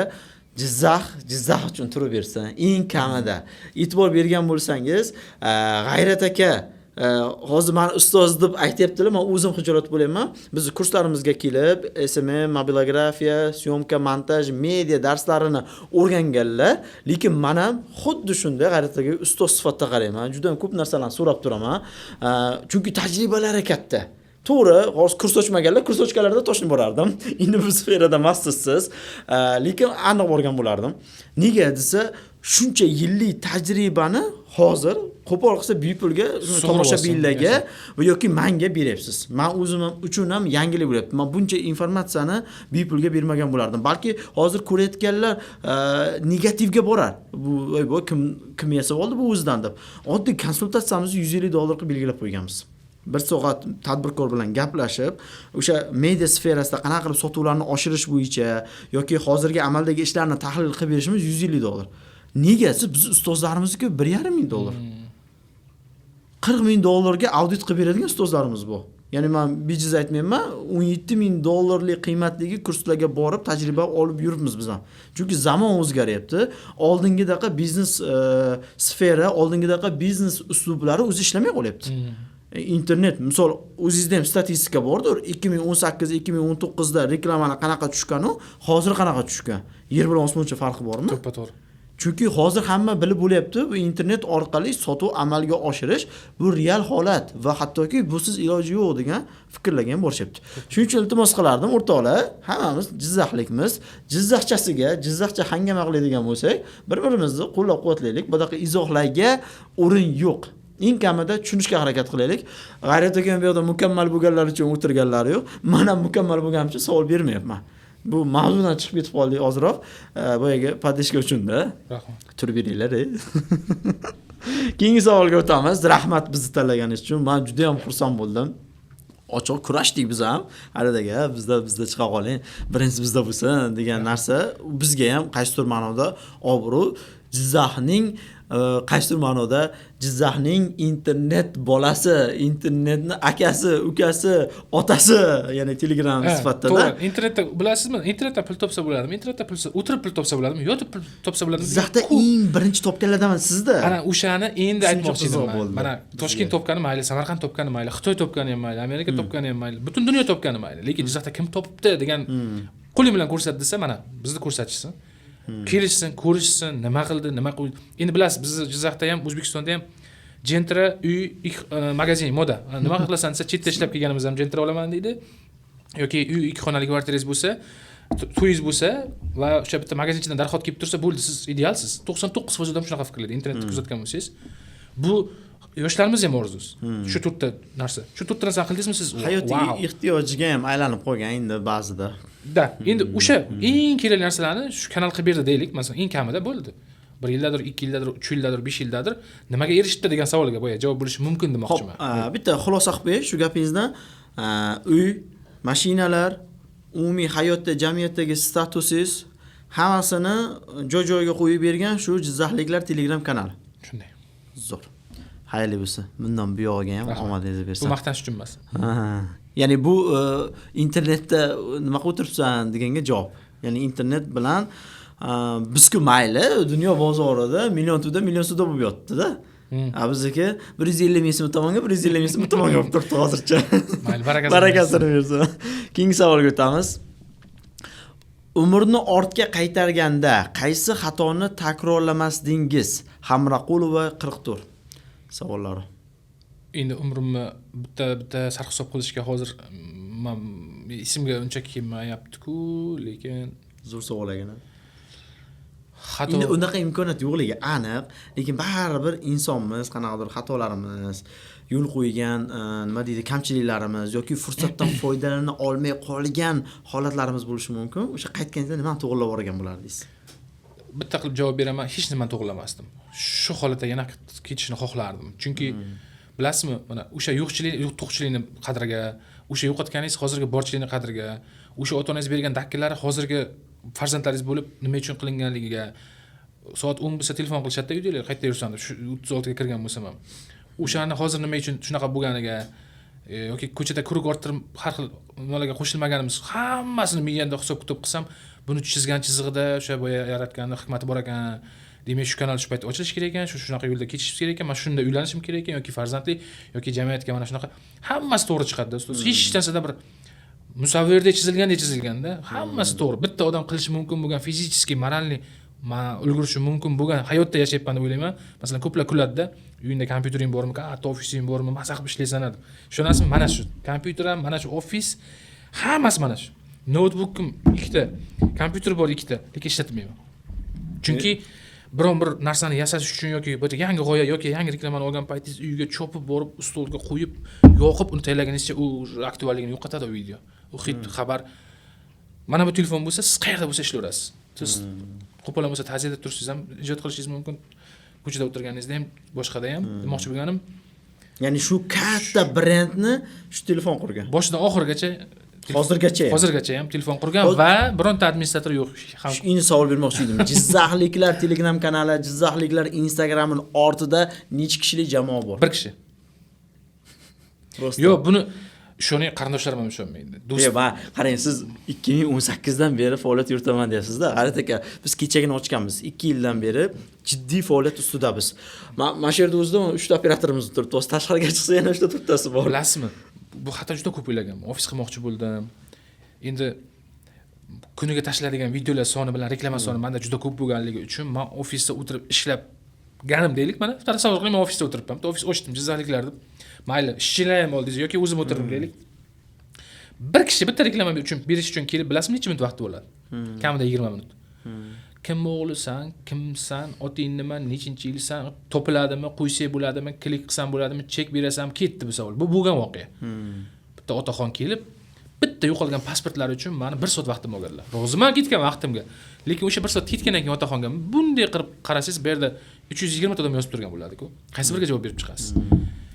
Bilasizmi, jana Jizzaxda yaxshi videolar chiqib qolsa ham, yomon videolar chiqib qolsa ham birinchi o'rinda menga keladi. Endi uni men montaj qilishga muspet qilmayman-da. Endi siz ofisda o'tiribsiz, boya otaxon bilan gaplashib, nima bo'ladi? Tayga oladi. Bu ideya, bu g'oyalarni-chi kimgadir bera olmaysiz. Shuni masalan, kanal ochilgan payti bergan reklamachilarim ro'yxati bor-da menda. 2000 o'sha nechinchi yil ham saqlab qo'yganman. Bayramlarda hamma sponsorlar nomidan tabriklardim kanallar, muxlislarga minnatdorchilik yozibdi. Hozir bular o'zgargan. Bular bilasizmi qanaqa merovoyga chiqqan? Masalan, Click firma, brend deylik, firma deb. Payme, Korzinka, Pepsi, Snickers, Orbit, qanaqa brendlar bor, masalan, bilishingiz kerak bo'lgan. Mana endi maishiy texnikalar, Avalon deysizmi, Samsung deysizmi, eqa ketaveradi. Hammasi bergan sizga reklama. Jizzax hozir men bilan ishlayapti shular. Bular demoqchimanki, bu anaqa emas, ularni ishonchiga kirish yoki buncha reklama bilan ishlash hazil narsa emas. Ularning talablari bor. Ular soatlargacha belgilab berishadi. Ular shablonni berishadi. Ular vaqt talab qilishadi. Ular kanalda joy bor yo'q qiziqtirmaydi. Yana bitta hozir muxlislarga qiziq yoki yo'q. Kanalga misol uchun bir kunda deylik, 100 ta e'lon kelsa 100 ta e'lon joylanmaydi. Uni 3 kunga bo'lamiz. Bir kunda o'sha saralanadi. Xohlasa qo'ysin, xohlamasa kutsin degan joylari ham bor-da. Endi bu degani bir xil payt ko'payib ketganiga savolga javobda 40 tadan 30 tadan kamaymaydi. 30-40 ta plus minus bo'ladi. Sababi vaqt rejimi bor. Ertalab soat 7:00 deb yozda, qishda 8:00 dan faoliyat boshlanadi. Shu bilan 21:00 gacha ishlaydi va har 40 daqiqada ikkita xabar, ikkita post, ikkita xabar, ikkita post. O'sha reklama ikkita xabar bo'lib ketishi kerak. Bunga tayyorgarlik haftalab bo'ladi, oylab bo'ladi. Bu ham mehnat. Bularning hammasi o'zimda va bu tanish mijozlarimni mana shu odamga shunaqa muomala qilasan, bu soat shuni olgan, buni oti ergash, buni tirkash, mana jo'ram bo'ladi, bunga kelishtirib ber degan narsani adminga bera olmayman. Bitta savol beray. G'ayrat aka, siz bo'lmasangiz, Jizzaxliklar Telegram kanali necha kun, necha oy, necha yil ishlashi mumkin? 1 sekund ham ishlayolmaydi. Chunki avtopost yo'qda, hammasini o'zim budilnikka qo'yib, Bu biznes tomonlama, to'g'ri emas-ku. to'g'ri emas. Uni siz ham mana necha marta dakib bergansiz, komanda ochish degansiz, boshqa degansiz, nima degansiz-ku. Lekin endi mana 2026 niyat bor. Hech bo'lmasa men ijarada ishlab faoliyat ko'rsata olmayman-da. Shuning uchun o'zimga yaxshi do'kon deydimi, shunaqa binoni ijaraga olish yoqmaydi. Chunki ijarachi bilan hech qachon kelishmayman. Hozirgi ijarachi bilan kelishmayapman. Bundan oldingi ijarachi bilan kelishmaganman. Va ijarachilar xafa bo'lmasin-ku, insofli ijarachini ko'rmaganman-da. Har oy narx oshirish bilan shug'ullanishadi ijarachilar. Biz Jizzaxda shunaqami? Yo siz mana mashinada keldingiz-a? Ijarachi bunday qaraydi, ha deydi, bu boshqa biznes, siz ijarasidasiz. Yaxshi topib oshiramiz. Bu biznesning bunga aloqasi yo'q bo'lmasa, shuni ochib, biz nimalarga murojaat bo'lib qola qolsin, ayrimlariga u qayerdan topyapti, bu ishga aloqasi bormi, yo'qmi degan joyga-da endi. Lekin men kontrast tomonini aytib ketay. Biz baraka topganmiz, shu Nurfayz binomizni olganmiz, Muhammadjon aka berganlar bizga. Narxini aytmayman, juda chiroyli holatda start bo'lgan. 1 yildan keyin oshirishimiz mumkin deganlar. 1 yildan keyin ham oshirmadilar. 2 yildan keyin oshirdilar. Qaysidir ma'noda oyoqqacha turib oldik. Mediani ko'rsa, bular bangillatib sotuvda o'ylaydi-da. U internetda sotuvimizni oshirish uchun ham zo'r ko'rsatishga majburmiz biz-da. Zo'r ketyapti, biz ishimiz zo'r ketyapti deb ko'rsatishga majburmiz. Shunga ishonib qolib, boshqa qilib narxlarni oshirishmagan, juda chiroyli ketyapti. Xudo xolasa bu yoqlarni ham oldindan kelishib olganmiz, yiliga qanchadir foizda oshishi. Unaqa insonlar ham bor, lekin siz tomonlama aytilgan ijara beruvchilarni ham xohlaymizmi yo'qmi, qanchadir qatlamni egallaydi ular ham. To'g'ri. Hisobga qo'yam. Omadingiz bersin, lekin yetirish kerak. Va shuning uchun ham menimcha arzon reklama narxi. Ya'ni siz bu yerda bir o'zingiz qaysidir ma'noda tadbirkorlik bilan emas, o'zini band qilish bilan shug'ullanyapsiz deb to'g'ri chiqadi. Chunki yagona ishchi o'zingiz, foydangiz ham, ish haqi ham hammasi o'zingizga kelgani uchun ham normal holatda pul topayman deb hisoblanadi. Ertaga 3 ta, 4 ta, 5 ta ishchi xodimlar olib to'plasangiz, jamoa ustida yig'sangiz, menimcha 150 ming so'm qoplamaydi. Shunday. Zo'r. Ya endi chiqarib oldik. Nega arzonligini sababini chiqarib oldik. Bizda nega qimmatligi sababi shundan. Mana hozir bitta shu podkastda 3 kishi o'tiribmiz. O'zimiz texnikamiz yetmasdan kerak bo'lsa, boshqa studiyalarning texnikasini ijaraga olib bo'lsa ham shu narsani amalga oshiramiz. G'ayrat akani muxlislarini bergan savollari menga juda ham yoqyapti. Ochib bera olyapti rostdan ham shaxsini. Nega shu ta'bir joiz bo'lsa aytib o'tishim kerak. Ko'pchilik noto'g'ri tushungan ekan. $50 yutasiz, zo'r savol bersangiz desak, ular tuxum birinchi paydo bo'lganmi, tovuqmi yoki qanaqadir faktli savollar ham berishdi, noto'g'ri tushunishgan. Asli o'sha shaxsiyatga qaratilgan savol bo'lgani ma'qul edi. Keyingi savolga o'taman. Jizzaxliklar kanalini kelajakda qanday ko'rishni istaysiz? Media, brend, studiya yoki teleko'rsatuv? Ahmedov 1. Jizzaxliklar kanalini 2026-yilga qo'ygan maqsadlar bilan boshlasak, kattaroq masshtabda shu uy oldi sottisi deymizmi, yoki do'konlarning jarasi deymizmi, yoki katta ish beruvchi deymizmi, makler xizmati deymizmi, umuman Jizzaxliklar, xullas Jizzaxdagi, mana Jizzaxlik odamlar hujjatini yo'qotsa ham, uy sotmoqchi bo'lsa ham, nimadir muammosi bo'lsa ham, o'sha makler xizmati bo'lsa ham bizga uchrashsa, shu bitta brendiviy bitta shu joyda ochib shunaqa faoliyat bilan shug'ullansak, bu aytganingizdek administrator alohida ishlasa, montajchi alohida ishlasa, o'sha mikrofonlarimiz bo'lsa, o'zimizning kameralarimiz bo'lsa, biron joyga biron bir voqea bo'lsa, zudlik bilan yetib borsak, o'zimizning anaqa mashinalarimiz bo'lsa, brendda yozilganda, bir agentlik, bir kunuzga o'xshagan deymizmi? Nashriyot qilish niyati yo'q emas. Endi uning uchun endi mana xudo xolasa harakatni boshlayapmiz. Mana intervyu ko'rgandan keyin balki kimdadir g'oya tug'ilib, menda shunaqa ideya bor, keling, men sizga shunaqa narxga shunaqa ishlab ish qilib beraman deyish mumkin. Hamkorlik bilan taklif qilish mumkin, to'g'rimi? Masalan, professionallar o'tirgan bo'lishi mumkin uyda, misol ko'p kuzatganman shu narsani. Asl o'zini kasb tirikchiligiga aylanmashib, sportchilar uyda o'tirib qolgani bor, bilsangiz. Shunaqa tirikchiligiga nima qilib qolib, bemalol bizga murojaat qilishlari mumkin. Shunaqa hamkorlikda ishlab ketishimiz mumkin. G'ayrat aka hamkorlikni yaxshi ko'radigan inson. Chunki biz ham deganda men travel nomani ochib, 4 ta 5 ta videolar qo'yishni boshlaganimda taklif bilan chiqqansiz. Bu menga rost mana motivatsiya bo'lgan. Chunki Jizzaxdagi eng zo'r kanallar, sahifalarning egasi o'zlari shaxsan taklif bilan chiqibdilar va buni o'zlari aytmasalar ham bilaman, Jizzaxda boshqa blogerlarni ham qaysidir ma'noda ko'tarilishiga, tramplin bu berishda xizmat qilganlar. ko'tarib bersa, chunki Bikorka eng otaxoni demayapmiz, blogerlarni eng birinchi auditoriya to'plaganlar va hozir kungacha nafaqat bizga, boshqa blogerlarga ham yordam berib kelyaptilar deb hisoblayman. Bu o'zimning fikrim. Buni tasdiqlashingiz ham, inkor qilishingiz ham shart emas. Sal jiddiyroq. Bigoyim jonim degan usernamedan kelgan savol. Kanalni yopish uchun tahdidlar bo'lganmi? Aynan Jizzaxlik kanalini yopasan degan tahdid bo'lmagan, lekin mana o'sha endi pikiga keldik, intervyuni desam bo'ladi. Telegram kanal ochmoqchi bo'lganlarga 99% odam buni bilmas ekan. Xohlagan kanalimni ochaman, xohlagan narsamni tashiyman, soqqani qilaman degan fikr bo'lsa, shahar bedarozi emas. Buni o'zim boshimdan o'tkazganman. Aynan Jizzaxlik masalasida. Endi o'sha payti bolalar parkida anaqa oddiy ishchi bo'lib ishlardim. Kanalga ko'z bo'ya podpischilar uncha ko'p bo'lmagan yoki reklamadan daromad uncha bo'lmaganda boshqa ishni qilib yurgan paytim bilmasdan mumkin bo'lmagan postni joylaganman xullas. Ular men kelib kechirasiz shunaqa joy endi shunaqa xavfsiz odamlar, to'g'rimi? Endi o'sha davlatimizda xavfsizlikni, nazoratni ta'minlab turuvchi insonlarmi desak ham bo'ladi. Endi demoqchi bo'lganim shu nazoratdagi insonlarmi yo ko'chadan yetib begona odam kelib qilyaptimi bu ishni? Bor insonlar, formal insonlar desak ham bo'ladi. Ular bilan aloqam yaxshi endi. Vakolat berilgan tegishli odamlar. Xo'p. Savol javob bo'lgan, xullas, kanal yopilishigacha bormagan-u, lekin kanalda har narsani ham joylashtirish mumkinman. Sani yo'nalishing boshqa deyishgan, misol uchun-da endi. Tartibi bor, misol uchun. Nimani qo'yish mumkin, nimani tasdiqlangan narsani qo'yish kerak, har nimani bir nima deb qo'yish kerak emas degan ma'noda to'g'ri dakki berishgan. O'sha menga turtki bo'lganki, demak, shahar bedarozi emas ekan. Bularning kuzatuvchilari bor ekan, buni ham kuzatishar ekan. Masalan-da, endi kimdir Telegram kanal ochmoqchi bo'lsa, bunga yaxshi yangilik-ku. Mani hech kim bilmaydi deb yo'q. To'g'ri, aniq isbotlangan narsani berish kerak. Mishmishlar emas, aniq, chiroyli. Xullas, bitta o'sha voqea bo'lgan. Undan tashqari bundan oldin kanallarda faoliyat yuritganimda, bundan oldin Telegram kanallar ochganimda o'zim bilan o'zim bo'lib kanallarni yopgan paytlarim ham bo'lgan. Chunki haqiqatan yomon narsani chiqarib qo'yib, media olamida eng katta olgan xulosam yolg'on xabar chiqarmaslik. Zo'r, super. O'quvchilarimga doim ta'kidlaydigan narsam shu. Iltimos, talab, yolg'on ishlatmanglar. Baraka qochadi bu birinchidan. Ikkinchidan sizga bo'lgan ishonch qochadi. Ikkinchi marta ishonmaydi. Ana uyim yondi deb har doim chiqarayotgan odam haqiqatda yongandan keyin hech kim bo'lmaydi-yu.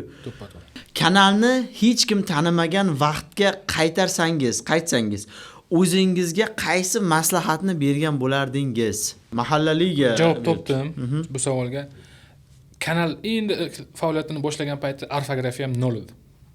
Tahrirlashim yo'q edi. Xatolar juda ko'p edi. Mana qattiq, yumshoq, keyin har bitta so'zni katta harf bilan boshlaganman. Hozir qaytib ko'rsangiz hali ham turibdi-da.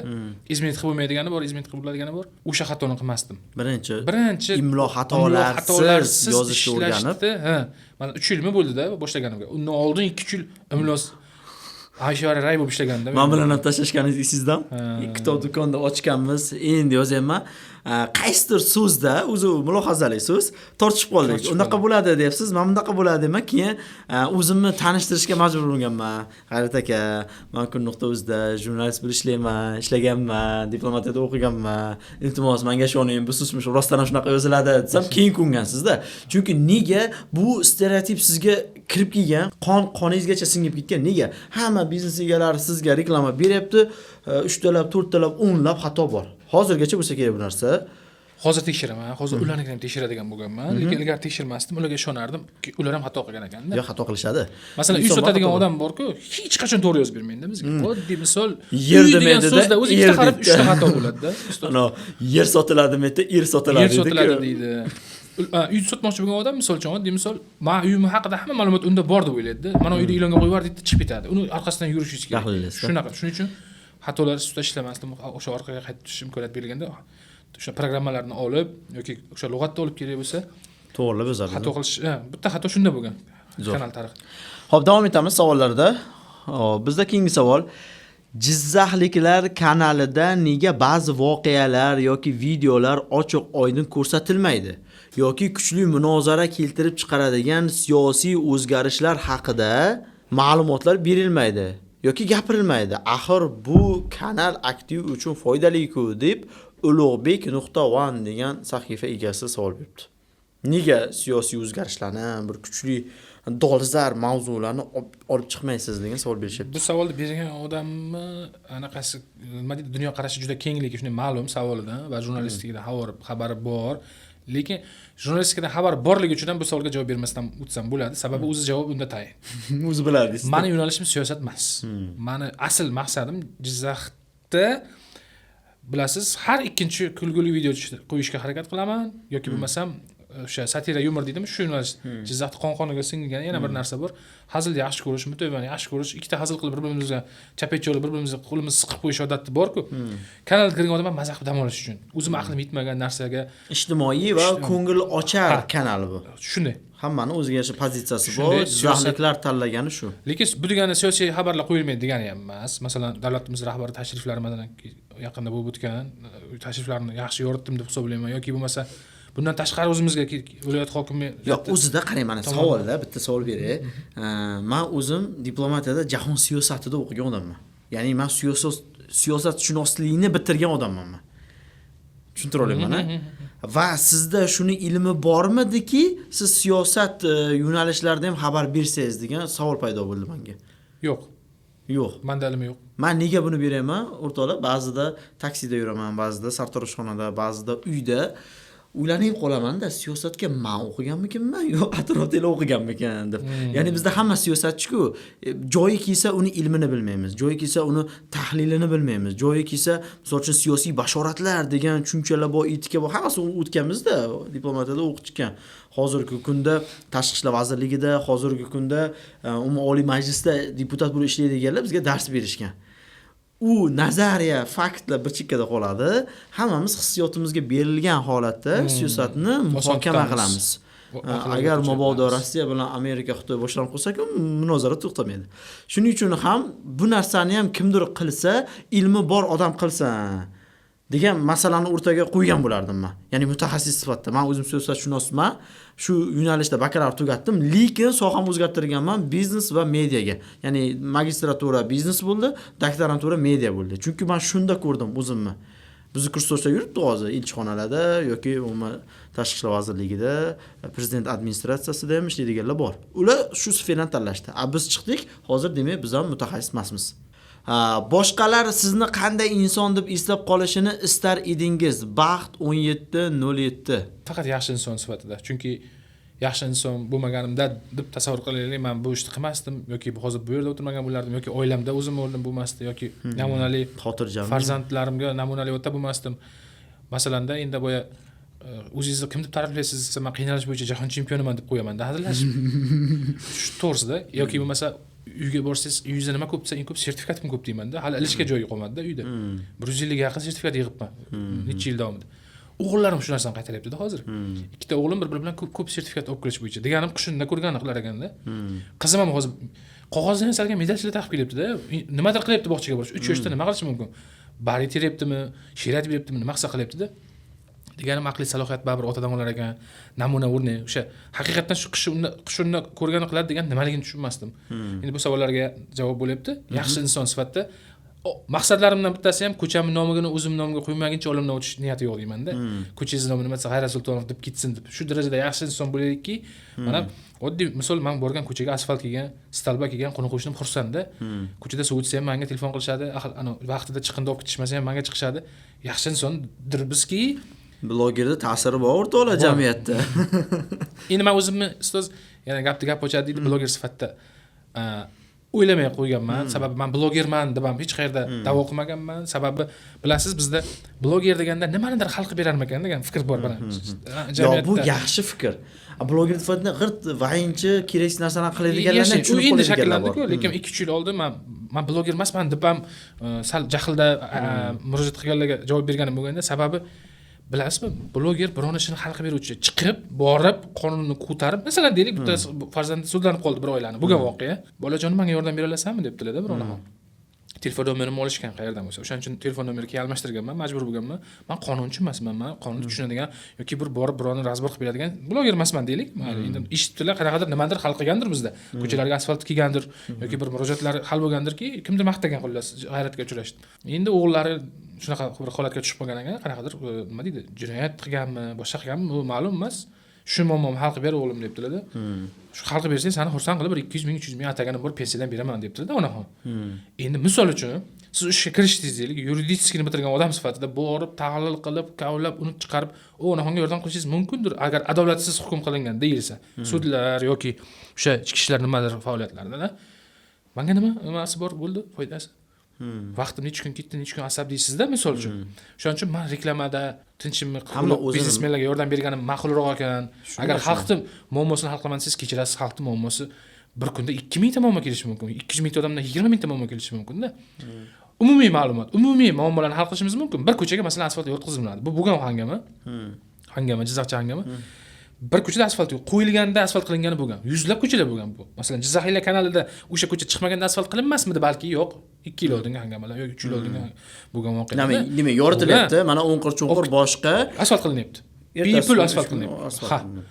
Qolib ketgan joy bo'lsa ham asfalt qilinyapti. Musor olib ketilmagan bo'lsa chiqindi deylik, uni olib ketilmagan, olib ketib kanalga chiqib o'chirib tashlaysiz yoki truba yorildi. Shunday hal qilib berishyapti. Kommunal umumiy xalqimizga tegishli bo'ladigan muammo bo'lsa bajonida biz har doim chiqarganmiz, bepul buni pulga chiqarmaganmiz. Ko'cha toza bo'lsa bizga ham yaxshi misol uchun.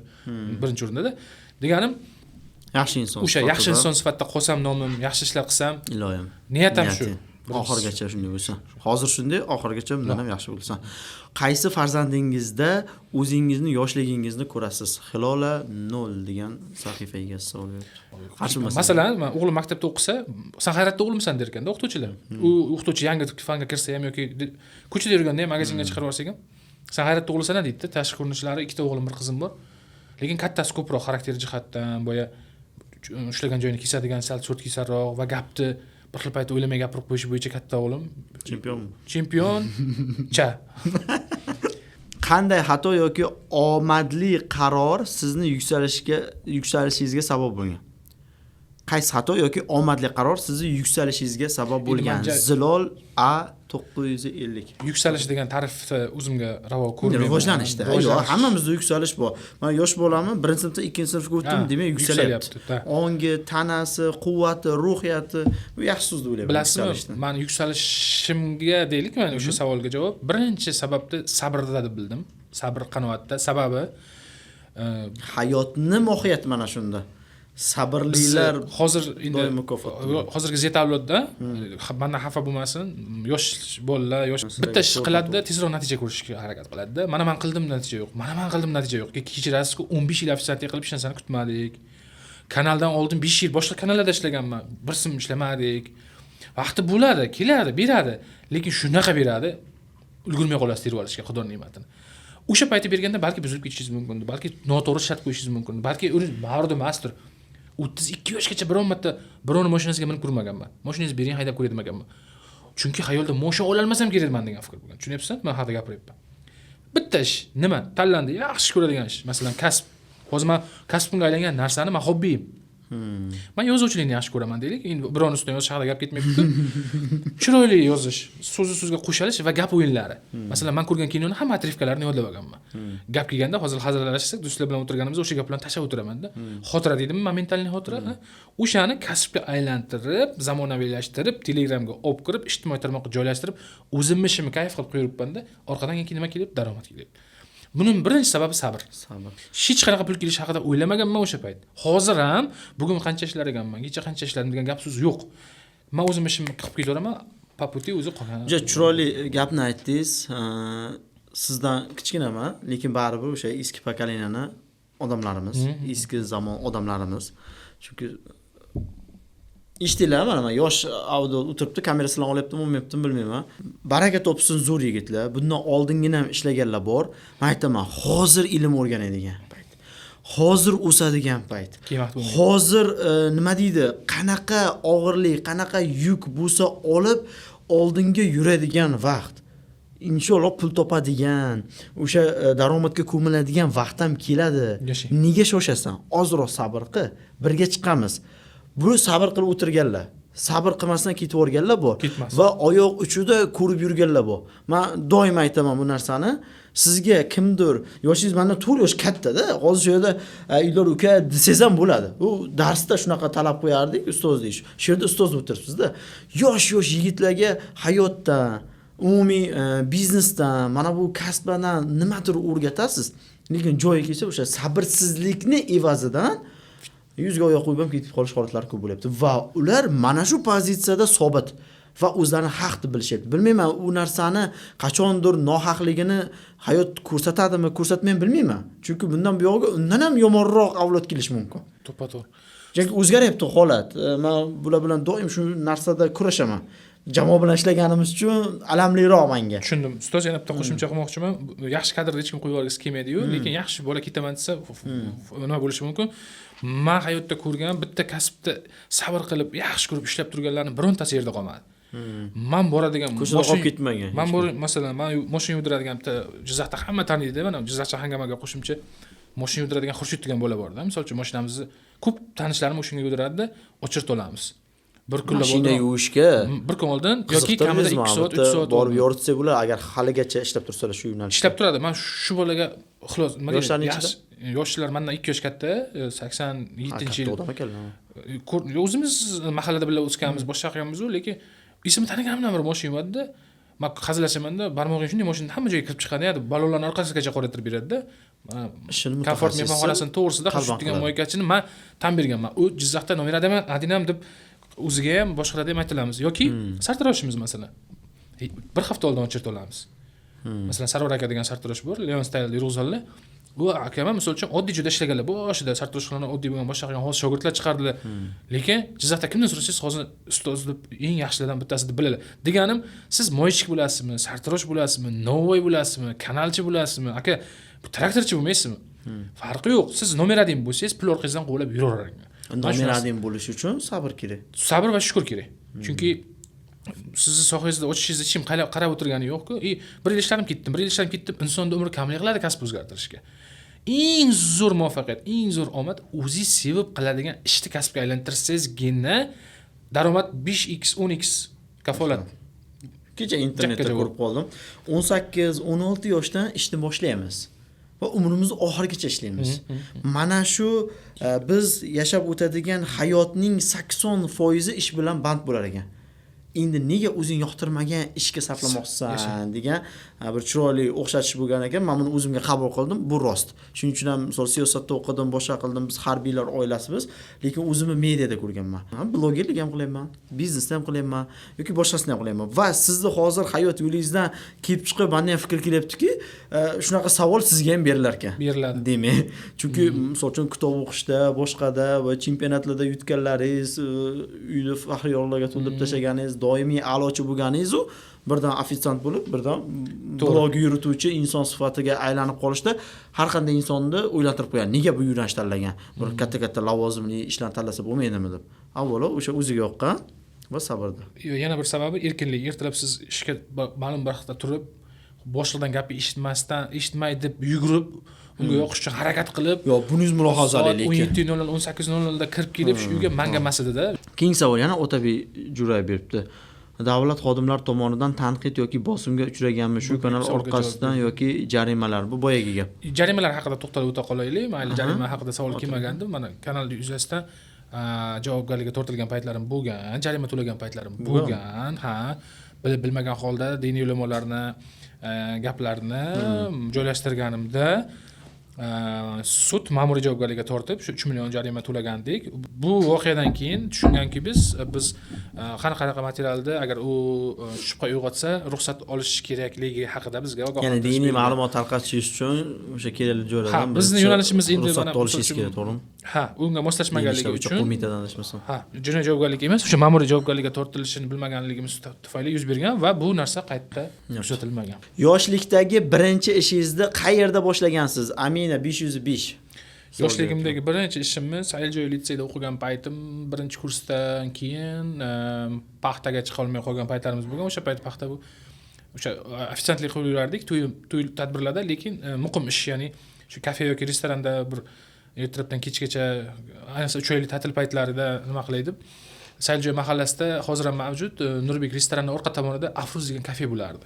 Mastava qilish bo'yicha anjoli povurlar ishlab, somsachilar yopib juda hozir yo'q, u rahbar bilan yaxshi aloqamiz bor. U apa keyin dom qurish biznesiga o'tib ketdilar. Domlarni ham yaxshi sotib berdim. U shogirdim meni deb yaxshi haligacha ko'rsa ham san mani ko'zim ostida o'sding, mana ofitsiant ham odam bo'lar ekanda deb hazillashib hammaga misol keltiraman. Maqsad katta qo'yarding o'g'lim.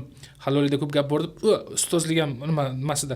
O'sha birinchi joyim shu Afruz kafesida ofitsiantlikdan boshlash bo'lgan, restoranda. Zo'r. Keyingi savol.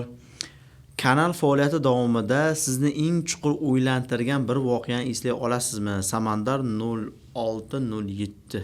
Juda chuqur o'ylantirgan bitta voqea emas. Ko'plab voqealar bo'lib turadi. Endi buni asosiysi ko'pincha har kuni ham boshimga bir tegadigan narsa, keladigan fikr shu reklama xalq joniga tep ketmasmikan, reklamani ko'p qo'yvermayapmanmikan, shu reklama deb ko'plar chiqib ketyapti-yo deb, shu reklama mavzusida. Lekin shu hamma qani iloji bo'lsa bitta voqeani aytsangiz butun dunyo eshitsa-da, sizda uni iloji yo'q-ku. Kimdir baribir eshitmay qoladi, yo telefoni knopka bo'lishi mumkin, yo antenna chiqmay qolishi. Xuddi shunaqa bu reklamaga e'tibor bermanglar. Televideniyada ham reklama bor. Radioda ham reklama bor, gazetada ham reklama bor. Qayerda reklama yo'qki, u ishlab nima foyda bizga? Misol bizga davlat tomonidan pul to'lanmasa, yana bitta ma'lumot ko'plar o'ylar ekanda, prosmotrdan pul olasizlarmi? Biz video ko'rsak sizlarga pul tushadimi? Telegram egasi sizlarga pul beradimi? Sizlarga qanday ishga o'tadi? Mana shunaqa savollarga mana ochiq oydin javob hozir. Balki buni kesib ham joylashtirishimiz mumkindir keyin. Telegram bizga bir tiyin to'lamaydi. Telegram biz kanal ochdik, yopdik, umuman qizig'i ham yo'q Telegramga. Bizning yagona daromadimiz faqat reklama bo'lgani uchun. Reklamani ko'rgan odam o'ziga kerakligini olib, bo'lmasa o'tkazib yuborsin. Shu reklamaga e'tibor berib juda muncha kam, muncha ko'p degan gapni eshitgandan deyishmaydi deb o'ylayman. O'sha reklamani ham odam bergan. Uni ham oilasi bor. U ham bola chaqasini boqish kerak. Uni biznesi bor. Oddiy bitta suv sotadigan odam ham bitta reklamasi orqasidan ikkita ko'llar sotib ham bolasiga yedirgani ma'qul-ku. Bu ham shunchaki reklamani olib terib biz ham reklama qo'yishda manfaatdor emasmiz. Yo'q, bu uyaladigan ham ish emas va izoh beradigan ish emas deb hisoblayman. Chunki biz o'zimiz yo'nalishimiz marketing, media, reklama bo'lgani uchun Jizzaxdan ochamiz. Hozir men sezyapmanki, sizda ozroqgina o'ylanish, xijolatchilik bor. Reklama beryapsiz, auditoriyangizdan o'ylanyapsiz. Men aytgan bo'lardim, misol Jizzax Town'ni ochishimizdan asosiy maqsad asosiyga emas, yonida uni yurib turishi uchun moliyaviy mablag' kerak. Moliyaviy mablag' faqatgina reklamadan keladi. Kimdir ikkita reklama orqama-keyin tushib qolsa bizda unaqasi bo'lmagan, o'rtada baribir qiziqarli videolar bo'ladi. Reklama town bo'lib ketdi-da deb kinoya qilsa, men darhol yozaman. Akam, bu sahifani biz reklama ortidan daromad topish uchun ochganmiz. Endi shu yo'nalishdan daromad ko'ramizmi? Odamlarga manfaatliroq, foydaliroq ma'lumotlarni yetkazaylik. Shunda biz ham foyda olamiz, qolganlarga foyda beramiz degan xulosani berganman. Ya'ni bu narsadan xijolat bo'lmayman, chunki ishimiz shu. Keyingi savolga o'taman. Internetdagi reklamalardan tashqari real hayotda ham boshqa biznesingiz bormi? Nizomov 2002 savol beryapti. Boshqa bizneslarim bor, chunki Telegram bilmaysiz-ku, necha yil yashaydi, nima qiladi deb, bu 15 yillik biznesim bor. Bundan tashqari to'yga xizmat qilishadigan multik qahramonlar deyiladi, ertak qahramonlari, animatorlar xizmati Jizzaxda birinchi bo'lib formalniy zakazini bilan ishlaydigan ko'rinishni men olib kirganman. U paytdan oldin o'zim ham yana bunaqa aytib qo'yay, 3-4 yil qatorasiga qorbobo bo'lib ishlaganman Archada, mana bosh archalarimizda. Qorbobo kiyimini kelinlikka berardi, men chiqib shu tirikchilikka foydalanib, keyin shu fikr tug'ilganki, yoniga ikkita igrushka qo'shsak, keyin to'rtta qilsak deb, o'sha boya restoran sohasidan chiqib, mana shu qorbobo animatorlar biznesiga o'tib, buni rivojlantirganmiz. Chunki o'zimizda tikish, kelinlik tikuvchilik bilan shug'ullanadi, tikish seximiz bor. Bir sezonda 4-5 ta qorboboni tikardik-da, o'sha archaga chiqib, rasmga tushganda bizga o'sha berilgan mablag' hisobida, kengaytirib, animatorlarni olib, keyinchalik bu animatorlarimiz soni 30-40 taga yetgan, faoliyatini olib bormoqda. Endi shaharda shu raqobat bo'lib yana 2-3 ta shunga o'xshash xizmat ko'rsatuvchilar ochilgani uchun bu ish sal susaygandek sezildi orada bir. Endi chunki zakaz qilib kimdir chaqirishi bor, lekin zakaz qilmagan joyga borib o'tirib olishi bor. Uni u biznesda ham o'ziga yarasha mashaqqatlari bor ekan. Informanti siz almashtirib turishingiz kerak boshqa. Yo yaxshi ham emas, u yerda ham zakazlar ko'paygan paytda, ya'ni buyurtmalar soni oshib ketgan paytda 10 tagacha ishchilarimiz ishlashadi, chunki ular ko'p maktabdan bo'sh vaqtlarida oilasiga yordam bo'ladi. Shu asosiy umumiy hisobda 3 ta biznes bo'ladi. Tikuvchilik seximiz bor, shu to'y xizmatiga nima qiladigan Madagaskarimiz bor, hozir kanal. Investitsiya qilishga tortinmaydigan 3 ta narsangiz nima?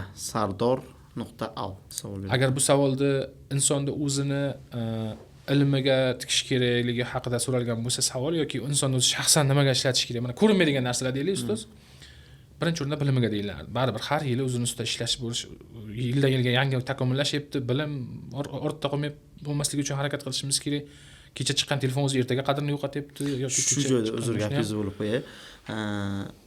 Mana shu gapingizni isbotini 27-potokimizda o'qiganmisiz? O'sha yerda ko'rganman. Va shunga o'xshash insonlar Jizzaxda ko'pligidan xursandman. Men o'zim ham hozir aytaman, ya'ni $17,000 kurslarga borib qatnab yuribmiz-da.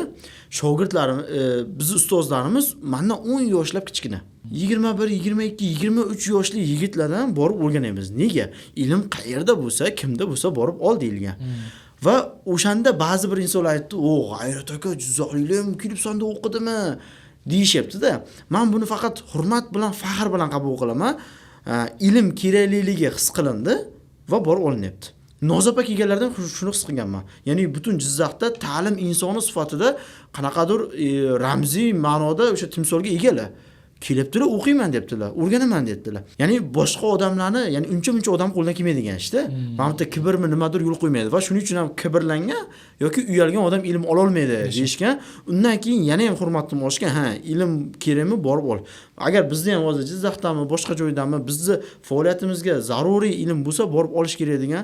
Nimadadir yutgan bo'lsak ilm ortidan, nimadadir yutqizgan bo'lsak ilmimiz yo'qligidan degan shiorim bor o'zimni va hayotda ko'rib kelyapti shu narsani.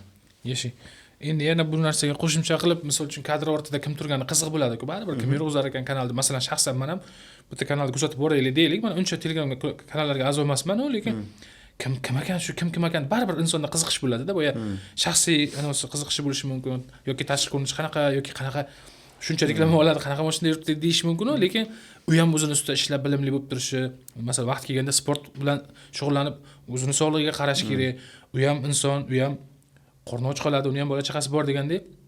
Birinchi o'rinda baribir ilm, ikkinchi o'rinda o'sha sport, o'sha sog'lik nimasi bo'yicha, uchinchi o'rinda nimadan pul keladigan bo'lsa, o'shanga tik deyilgan joyi bor yana. Chunki daromad qilyapsanmi, demak o'shanga qarash kerak. Endi biznesingizda yana muxlislarimizni sonini sal nima qilish uchun baribir o'zimizni ustimizda ishlab turmasak yoki yangiliklarni birinchi bo'lib qo'ymasak yoki bunga vaqt ajratmasak, vaqt kelib bo'lgan bizdan zo'rman, yoki bizdan kattaroq kanallar ochilib sabr qilmasligi natijasida shu 3 turda yopilib ketgan yoki 1 yilda yopilib ketgan kanallar bo'lgan. Bu yerda endi sabr qilganimiz uchun balki shu ilm tufaylidir hozirgi o'rniga ega bo'lib. Oxirgi savol insonlar bergan. Ahmedov bir sahifa egasi yozyaptilar. Kanalni yuritishda charchadim degan kuningiz bo'lganmi? Bo'lgan. O'sha kuni sizni nima davom ettirishga majbur qilgan? Charchadim, to'yib ketdim degan kunlarim reklama ko'payib ketgan paytlarda, shu mana bayram arafalarida bo'lgan, bir marta emas, bir necha marta bo'lgan. Undan qanday chiqasiz vaziyatdan desangiz, o'sha payt vaziyatdan chiqa olmaysiz. Bilasiz, o'zingiz shu yo'lni tanlagansiz, shuning orqasidan har tomonlama nimagadir erishgan bo'lsangiz, o'shani ko'zingiz oldiga keladi yoki boshqa yo'ligini bilasiz. Eng yaxshi dam olish uyqudan keyin bu holat o'tib ketishigacha ham chidab, chuqur nafas olasiz, suvni ichib yana davom etasiz. Boshqa hech qanaqa chora yo'qligi. Chunki unaqa narsa bor-ku, bog' toqqa suyanish mumkin, toq kimga suyanadi deydi-ku, hech kimga. Tushunadigan nima yo'qligi uchunmi balki ortga yo'l yo'q. Lekin bu yerga nimaga masalaga to'xtaladigan qo'shimcha qilsak, yaxshi ko'rib qiladigan ishingiz-ku, charchoq bilinmaydi. Charchash mumkin, ketmon cho'pib charchagandan ko'ra bir xil payt aqliy mehnat undan ko'proq charchatadi. Aqliy mehnat. Siz aqliy mehnatda charchasangiz, uxlab tursangiz ham, ozroq dam olsangiz ham charchoq chiqib ketmaydi-da. To'g'ri. Tanani charchog'i ozroqgina tanaga dam bersangiz chiqib ketadi. Lekin mana energiya degan narsani yaqinda shu oxirgi 2025-yilning boshidan boshladim desam ham bo'ladi. Energiya insonga nima qayerdan olish mumkinligi yoki qanday qilsa uzoq vaqt charchamasdan yurishni, mana chet elga sayohat qilishni o'zimizga odat qildik. Har 3 oyda bir xorijiy davlatga chiqib kelganimizdan keyin ham uni adrenalin uni beradigan taassurotni oylab kuch berdi-da. Yoki keyinchalik shu agressiya, ya'ni odamlarga qo'pol muomala qilib qo'yganim o'zimda sezilgani uchun turli xil qo'shimchalar, mana magniy, vitamin D3, mana shunaqa mahsulotlardan foydalanish bergandan keyin 100% foyda beradi. Yo'g'i. Birovlarning gapini eshitmasligim, sal derskiligim bor edi. Magniyni o'zimda sinaganimdan keyin men ilgarigi hayratdan gapirish tonim va birovlar bilan gaplashadiganimda, uydalar ham aytishdi. ancha bosilibsan. To'g'ri. Shu Men hozirgacha tushunmayman-da shuni. Bir boraman ignoterapiya qilib qo'yadi, asablaring joyiga Yo'q, yo'q, yo'q, yo'q. o'sha kuni dahshatli asabiylashaman. magniy, faqat eng zo'ri magniy. Faqat aptekada sotiladigan magniy haqida gapirmadim. Ota-ona haqida berilgan savollar ham bor. 2 kishi bergan. Bittasini Milashga 97 beryaptilar. Sizdaqa farzand qilib, farzandlarimizni qanday tarbiya qilaylik, onangiz kabi qanday duolar qilaylik deb berganlar. Ikkinchi savol Soyipova 307 dan ota-onangiz duolarini olish uchun nimalarga erishgansiz? Farzandlarimga ham farzandlaringizga ham o'rgatyapsizmi shu narsani degan savolni beribdilar. Har doim ota-ona birinchi o'rinda, yaratgandan keyin ota-onamiz xizmatini qilish uchun, ota-onamiz duolarini olish uchun shu xizmatda biz shularning duolari bilan shu kunlarga yetishdik. Bu haqida hech qanaqa mushohada yuritish mumkin emas. Ota-ona birinchi o'rinda. Men ota-onamni juda qattiq yaxshi ko'raman, hurmat qilaman. Qayerga borsam, nima natijalarga erishsam, ularga birinchi suyunchisini olaman. Xursand bo'lib o'sha sertifikatlar deymizmi yoki hokim bobo bergan sovg'alar bo'ladimi? Birinchi o'rinda kelib duolarini olib, mana ayada birinchi uchrashadigan odamlarim shular. Endi bitta nima desam, hozir mana onamni yoki mana oilamni tanigan odamlar ko'plar biladi. Onasi juda yaxshi odam deyishadi-da. Endi ota-onani yomoni bo'lmaydi, lekin urishadigan, takki beradigan onalar bo'ladi va farzandini ayab bolajonim deydigan ona bo'ladi-ku. Mana onam haqiqiysi o'shanaqa ona. Mana misol uchun meni ota-onam umrida bir marta chertmaganda, umrida biron marta meni chertishmagan, urush tugul chertishmagan. Voy bolajonim muomala qiladilar. To'rtta qizdan keyin o'rganishsinmi deyman. Balki shuning uchun hamdir-ku. Onaning o'zim og'izlaridan yomon gap chiqmaydi. Mana onam shunaqa onada. Endi boya ayni yaxshi onadan yaxshi farzand tug'iladi degan joyi ham bor. Plus onamning shunaqa odatlari bor edi. Endi biz boya sal yetishmovchilik bo'lib turgan o'sha yoshligimizni eslasam, onam har doim bir kosa ovqat olib chiqib qo'shniga o'g'limni duo qilib qo'ying derkanlar-da. Yoki bir narsa arzimagan bir ikkita kampir shirinlik, Jizzaxda kampircha deydi-ku, shuni olib borib birovga berib o'g'limni duo qilib qo'yasiz. U chiqindi tashlaydigan kishi bo'ladimi, obodonlashtirish xodimi bo'ladimi yoki ko'chada yurgan odam bo'ladimi? Hamma o'sha ko'z bilan qaralganda bizni mehnatimizni qilib yurgan odamlarga onam borib topganlarini berib har doim men 2 yoshimdan boshlagan ekanlar bu narsani to mana hozirgacha. Bir xil paytlar kuzatib qolaman, uyimizga biror narsa so'rab kelsa ham o'g'limni duo qilasiz, o'g'limni duo qilasiz. Hech kim so'ramaylar, o'zimni duo qiling yo'q, boshqa yo'q. Bitta o'g'lim bor, shunga bersin deb duo so'rab shuni eslab o'zi mana savolga nima qilyapman, javob beryapman. Farzandlarimga ham dadangga gap qaytarma, uningga gap qaytarma deb duo qilib, ularning haqqiga shu men onamga qanaqa muomala qilsam, ertaga farzandlarimdan shunaqa muomala qaytsa kerak deb hech qachon ularga qattiq gapirib yoki kech kelib yoki dillariga ozor berganimni eslamayman. Xuddi shunaqa shu yaqinlarimizga ham shu 4 opa singlim bor. Apamlar bor. Ularga ham shu to'y ma'rakalarda qarashib, xullas bir erkak bitta o'sha qurg'onini obod qilsa, o'sha kamchiligini to'ldirsa, ishlab mehnat qilsa, olib kelsa, bu dunyoda yomon odam chiqmaydi. Bu hech kim yo qo'pol aytganda fohisha bo'lib ketmaydi yoki hech kim yoki yetim bo'lmaydi hayotda. Bizda bir xil payt qahramonlar ko'payib ketib qoladi-da. Men uni ko'rsatishim kerak, men bunga o'zimni ko'rsatib qo'yishim kerak. Yo'q. Men faqat o'zimni oilamga o'zimni ko'rsatish bilan bandman-da. Chunki bu dunyodagi har bir erkak o'z oilasiga o'zini ko'rsatsa, bu dunyoda hech kim birga ko'rsatishga hojat qolmaydi. Chunki kimga ko'rsatasiz? Hammasi egalik-da, hammani o'zini. Keyingi savolga o'tmoqchiman, aka buni qo'yib turamiz. Oila, munosabatlar mavzusi ochilyapti. Hammamizda ham baribir qiyin davr bo'ladi. Past, baland, eng tushgan davr bo'lishi mumkin. Kim turib bera oladi oldingizda? Nima deydi? Ruhan bo'lishi mumkin, jismonan bo'lishi mumkin, moliyaviy bo'lishi mumkin, farqi yo'q. Siz yana davom etishingizda yelkama-yelka turib quvvat beradigan insonlar bormi? Bu agar kanal ochilishidan oldin va inson bo'lib o'sha tug'ilganimizdan keyingi hozir kungacha hisob-kitobim shunday, hozir ko'zim oldidan o'tdi. Birinchi shu 4 ta odam yo 5 ta odam shunday o'tib ketdi-da. Birinchisi ota-onam bo'lsin. O'g'lim, seni borliging baxt, seni shodliging baxt, bizga sendan boshqa hech narsa kerak emas deb o'sha payt avval tushgan bo'lsa, hali yaxshi odam bo'ladi, katta odam bo'ladi deb. Ikkinchisi, turmush qurishimizdan oldin do'stim bor, ismi Sharof. Bitta shu insonni shu har doim yonida turadigan do'sti bo'ladi deyishadi. U uchun ham men uchun ham bu. Mana Best o'quv markazi bor, Nozif ham asos solgan shu maktabda ish boshqaruvchi katta direktor bo'lgan. Sharof aka. Sharof Mullajonov. 6 yoshimdan beri birgamiz, ham qo'shni bo'lganmiz. Hozirgacha bir oyda bir marta ko'rishsak ham nima maslahat bo'lsa beradi. Kerak bo'lsa moddiy yordam ham bir-birimizga beradigan paytimiz bo'lgan. Yoki motivatsion yoki do'q yoki ikkilanasiz-ku, tanlash imkoniyati. Sir aytish kerak. Maslahatdosh. Uchinchisi keyin turmush o'rtog'im. Bu turmush o'rtog'im ham masalan meni tanlashidan oldin o'sha boya hozir ovqatda Shahzodani kutishadi. Mana yaqinda kelinga moshin berganimda ko'p kommentariylarga ko'zim tushdi. Birinchi o'rinda ota-onangga bermaysanmi, boshqa qilmaysanmi deb, men ota-onamga moshin berganman. Endi hozir mana shu videoni kimdir ko'rib qolsa, ya'ni turmush o'rtog'idan boshlabdi-da demaslik uchun aytib o'tmoqchiman. Ota-onamga birinchi mashinani hadya qilganmiz tug'ilgan kunlariga. Faqat uni biz ochiq-oshkora ijtimoiy tarmoqlarga joylashtirmagandik va u payt Instagram uncha mashhur emas edi. U Gentra mashinasi bo'lgan. Endi keyinchalik shu ishimiz yaxshi bo'lgani uchun va er-xotin qo'sh ho'kiz deyshadi-ku, biz turmush o'rtog'im bilan nima qilgan bo'lsak, o'sha hayotda erishgan bo'lsak, birinchi Xudoning izni bilan, ota-onaning duosi bilan bo'lsa, keyin sizni qo'lingizdan keladi, dadasi bosing, sizni qo'lingizdan keladi, bosing degan keliningiz bo'ladi. Shunga yonimda turib bergan boya hech narsam yo'qligida deganim bu moddiy tomondan aytmoqchi edim. Sepsirovni zo'rdan qilmabdi-da yoki bo'lmasa televizor xolodilnik kirmoqchidan qilmabdi-da degan gap so'z bo'lmasdan, shu bolani o'zi yoqadi-da shu xarakteri deb sevishib turmush qurib, mana hozir 5 yil uchrashganmiz to'ydan oldin. Ya'ni hozir ham 3 farzandning ota-onasi bo'lib yuribmiz. Hozirgacha eng katta motivatsiyani ikkilangan joyimda olib chiqib ketadiganimni yoki daldani kelindan olaman. Chunki bir-birimizni yaxshi ko'ramiz, bir-birimizga suyanamiz, bir-birimizga ishonamiz va qo'limizdan kelgancha hamma atrofimizdagilarga ham yordam berishga harakat qilamiz. 4-inchisi Jizzax viloyat axborot xizmat viloyat hokimining axborot xizmati rahbari bor Akmal aka Buronqulov, meni ustozim. Shu bu sohada bilmaganlarimni o'rgatib, shoshib bir narsalar yozib qo'ysam, "G'ayratjon, buni mana bunaqa joyi bor. Mana bunaqa qilib talqin qilsangiz to'g'riroq bo'ladi yoki mana bu joyini noto'g'ri qilibsiz" deb shu kanalimda 20 mingta podpischi bordan bir hozirgacha men bilan birgalar.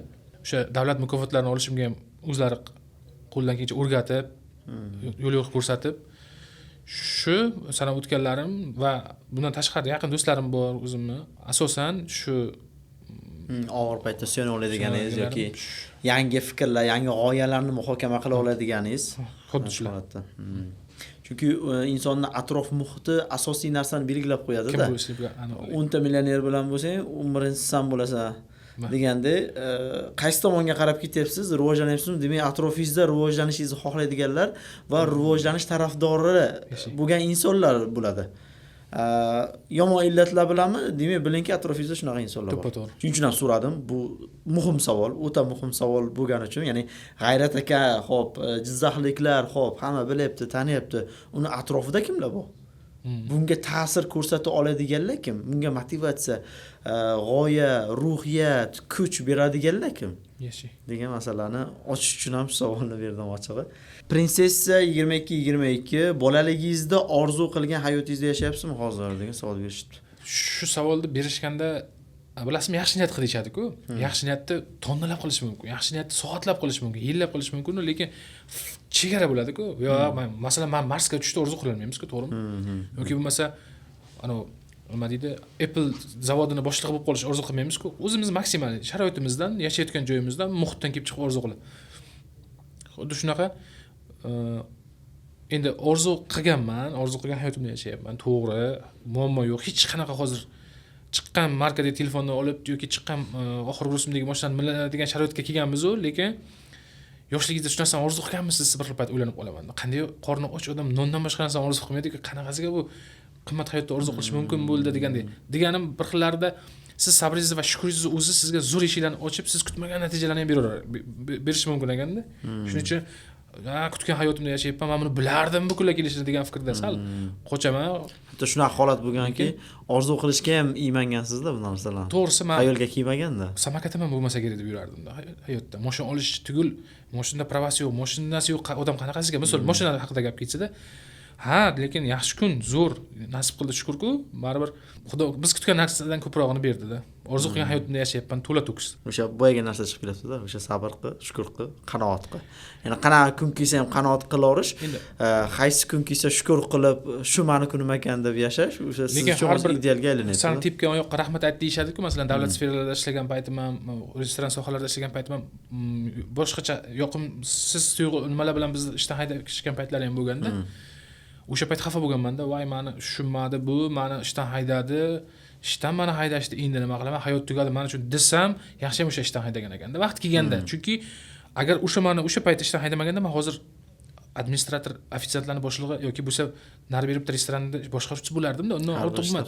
O'zimni ichimdagi nimadir uyg'otish uchun menga bu yo'nalishga ketishimga va o'zimni kimdir bo'lishimga chiroyli ishdan haydaganlar emas, o'sha tuhmat bilan ishdan haydagani ham bo'ldi. yoki kam oylikga xizmat qilmasdan bir joydan ishdan ketganlar bo'ldi. Men umrim shu yerda o'tib ketadimi deganda. Dima 33-34 savol beryaptilar. Umuman shu Jizzaxliklar kanalini ochganingizdan keyin qaysi mashhur insonlar bilan ko'rishdingiz yoki birinchi reklamangiz, birinchi reklama kimdan tushgan deyapti yoki shu orqali kanal orqali qaysi yaxshi yoki savob ishingizni eslay olasiz degan mazmunda savol beryaptilar. Rahmat. Kanal ochishganimga birinchi reklamani aniq esimda yo'q. Kim yoki nima berganligi hozir umuman esimda yo'q, chunki ancha yillar bo'ldi.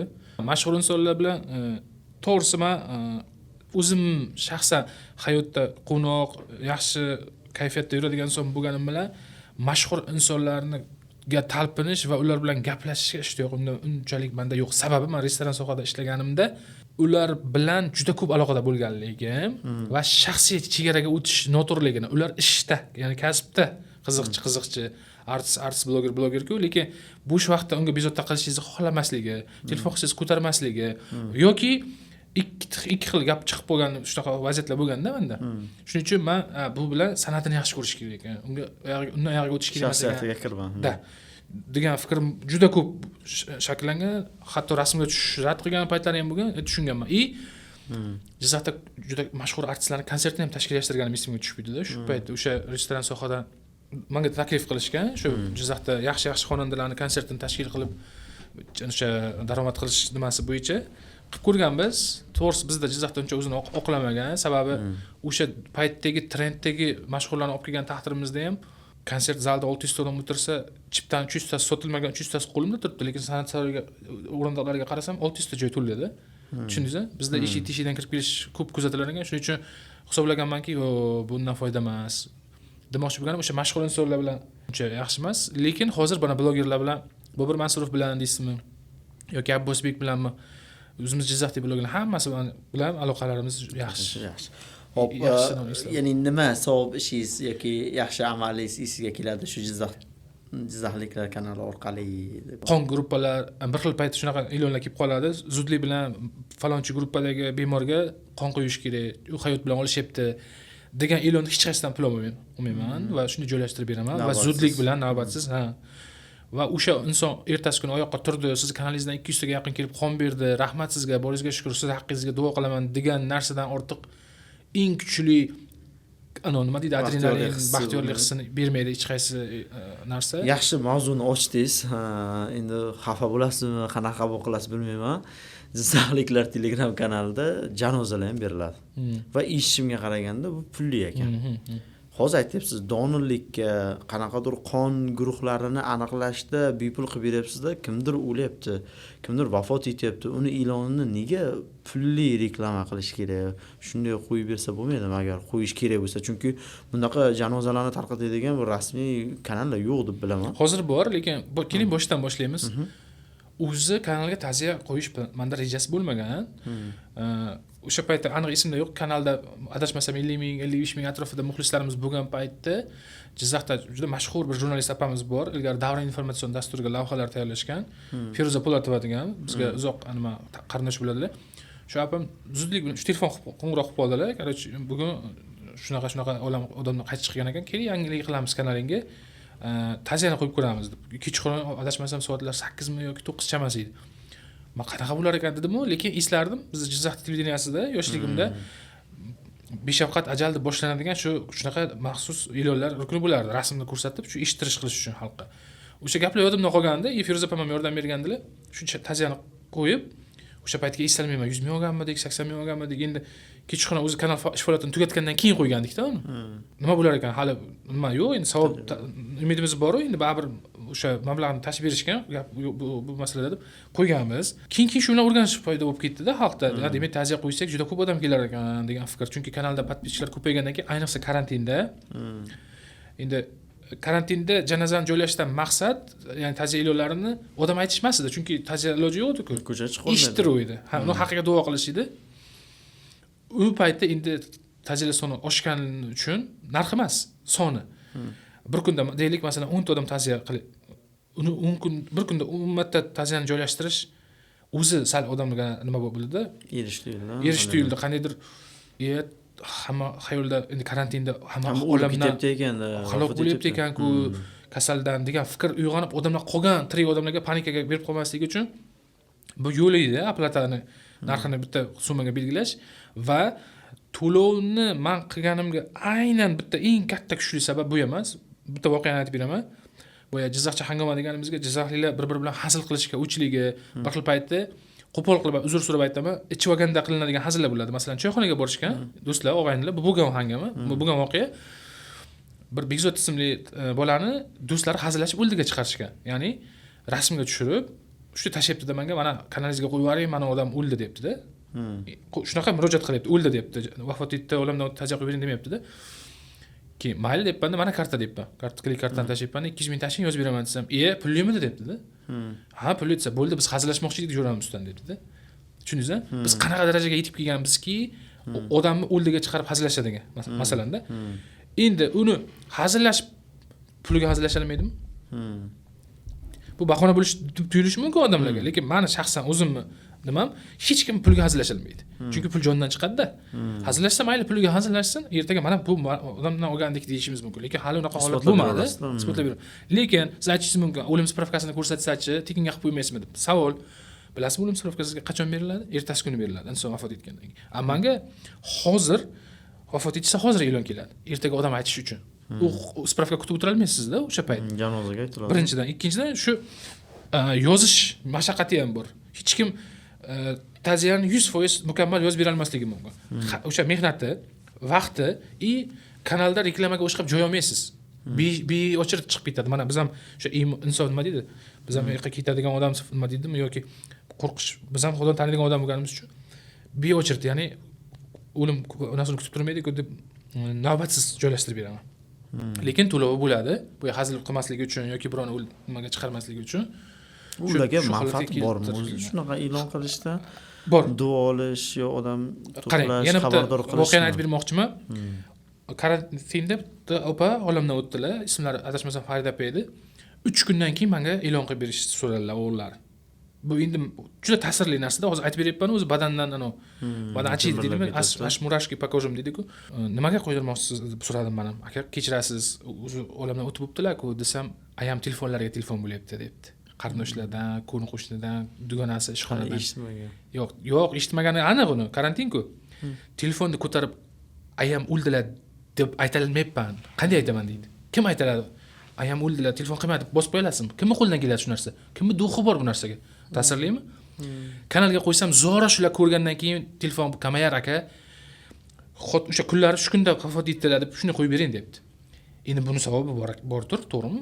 Hadeb endi boyadaqa yomon uni pulli tekin, hamma narsa tekin. Nima qoldi tekin, misol aka? Suv ham pulku, nonamiz ham pulku. Lutchi shu pulni olsin, shu qo'ysin, 200 mingta odamdan 200 ta qarindoshi, 200 ta sindoshi, 200 ta kursdoshi kursin. Avvalas majbur emas e'lon qilishga hech kim.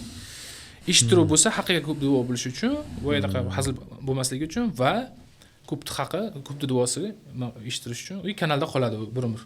Xo'p, Mamcha javob bo'ldi. tushunarli, yetarlicha oldim.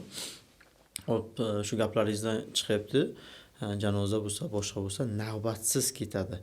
Demak, kimdir reklama bermoqchi bo'lsa, o'sha navbatlarga tushishga to'g'ri keladi. 99% navbat kutadi. Hech qachon siz hozir reklamaga pul to'lab, mana bugun soat 3 ga qo'yib yuboring, siz men 3 ga qo'yib bera olmayman. Yoki turga qo'yingsa, turga qo'yib bera olmayman. Yo, bandmi? Band. Bo'sh bo'lsa qo'yib beraverasiz. Ha, masalan, abitdan keyin deylik, ya'ni tushdan keyin 13:00, 13:00, 15:00, 16:00 odatda bo'sh vaqtlarim bo'ladi. Hozir qo'yib bering desa ham 20 minut, 40 minut, 1 soat ichida qo'yib berishim mumkindir. Tahrirlab, joyini olib, videosini ko'rib, mazmunini tekshirib, uploadlar bo'lgandan so'ng, lekin kunlab, haftalab kutadiganlar ham bor. Hop, bir kunda o'zi Jizzaxliklar Telegram kanaliga qancha reklama qo'yish kvotasi bormi? Xohlagancha qo'yib ketaverasizmi? Yo'q, xohlagancha qo'yishim haqqingiz bor, to'g'ri. Haqqim bor, kamidan ko'pigacha hisoblab berib ayta qolay, chunki sredniy har doim bir xil reklama ketmaydi.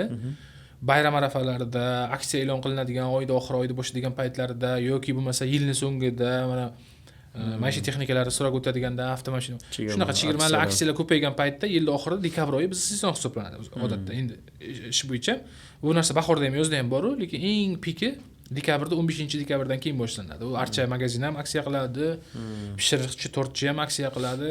Hamma Yil uyga yakunigacha tugatib bo'ladi. ha, kunlik reklamalarni so'ranga keladigan bo'lsak, 3 yildan beri kuniga 30 tadan 45 tagacha plus minus reklamalar joylanadi. Bu sezon o'sha ya'ni boya kuchayganda 60 tagacha chiqishi mumkin. Undan ortig'ini imkoniyati yo'q. Sababi orasi qisqa bo'lib qoladi va telefon kam bo'lgani hisobiga mijoz bergan puliga norozi bo'ladi. Bir kunda 1000 ta reklama joylashtirishimiz mumkin, lekin 990 tasi norozi bo'ladi. G'ayrat aka, katta rahmat. Ajoyib suhbat bo'lyapti, davom etyapti. Endi haqiqiy Jizzaxcha hangamaga o'tsak, hamma joyda bo'lgani kabi Jizzaxda ham, Jizzaxni ham yaxshi tomoni bor, yomon tomoni bor. Plus minuslari bor, o'ziga yarasha. Siz uchun, G'ayrat Sultonov uchun Jizzaxni umuman hamma tomonlama, hudud jihatdan, inson jihatidan, sharoitlar jihatdan yaxshi tomoni nimada-yu, birozgina ko'nglingiz to'lmaydigan minus tomonlari nimada? Balans ushlashga harakat qilamiz. Biz to'liq negativga ham o'tib ketmaymiz, to'liq maqtovlarga ham o'tib ketmaymiz. Nega? O'sha yaxshisini yana ham oshiramiz, yomonini yashirib tuzatish harakatida bo'lamiz. Yaxshi tomonini o'zingiz ham aytib o'tdingiz, lokatsiyasi, joylashgan joyi juda ma'qul menga. Markazda joylashgan, har bitta viloyatdan o'tib qaytishingizda yo'l tutishga majbur bo'lasiz. O'zbekiston bo'yicha markazda. O'zbekiston bo'yicha markazda, keyin dunyoda yo'q yoki Shvetsariyadan keyin o'rinda turadigan mana zominimiz bor. Zominimizni toza havosini o'zingiz ham bilasiz. Biz har oy demasam ham har 2 oyda dam olishga chiqamiz, maza qilamiz. Bolalar bilan bizga yaqin shu. Endi mana Arnasoyimiz gapirmasa ham bo'ladi. O'zbekistonda eng ko'p baliqchiligimiz ham hozir bu yil nima bo'ldi? Baraka bo'ldi.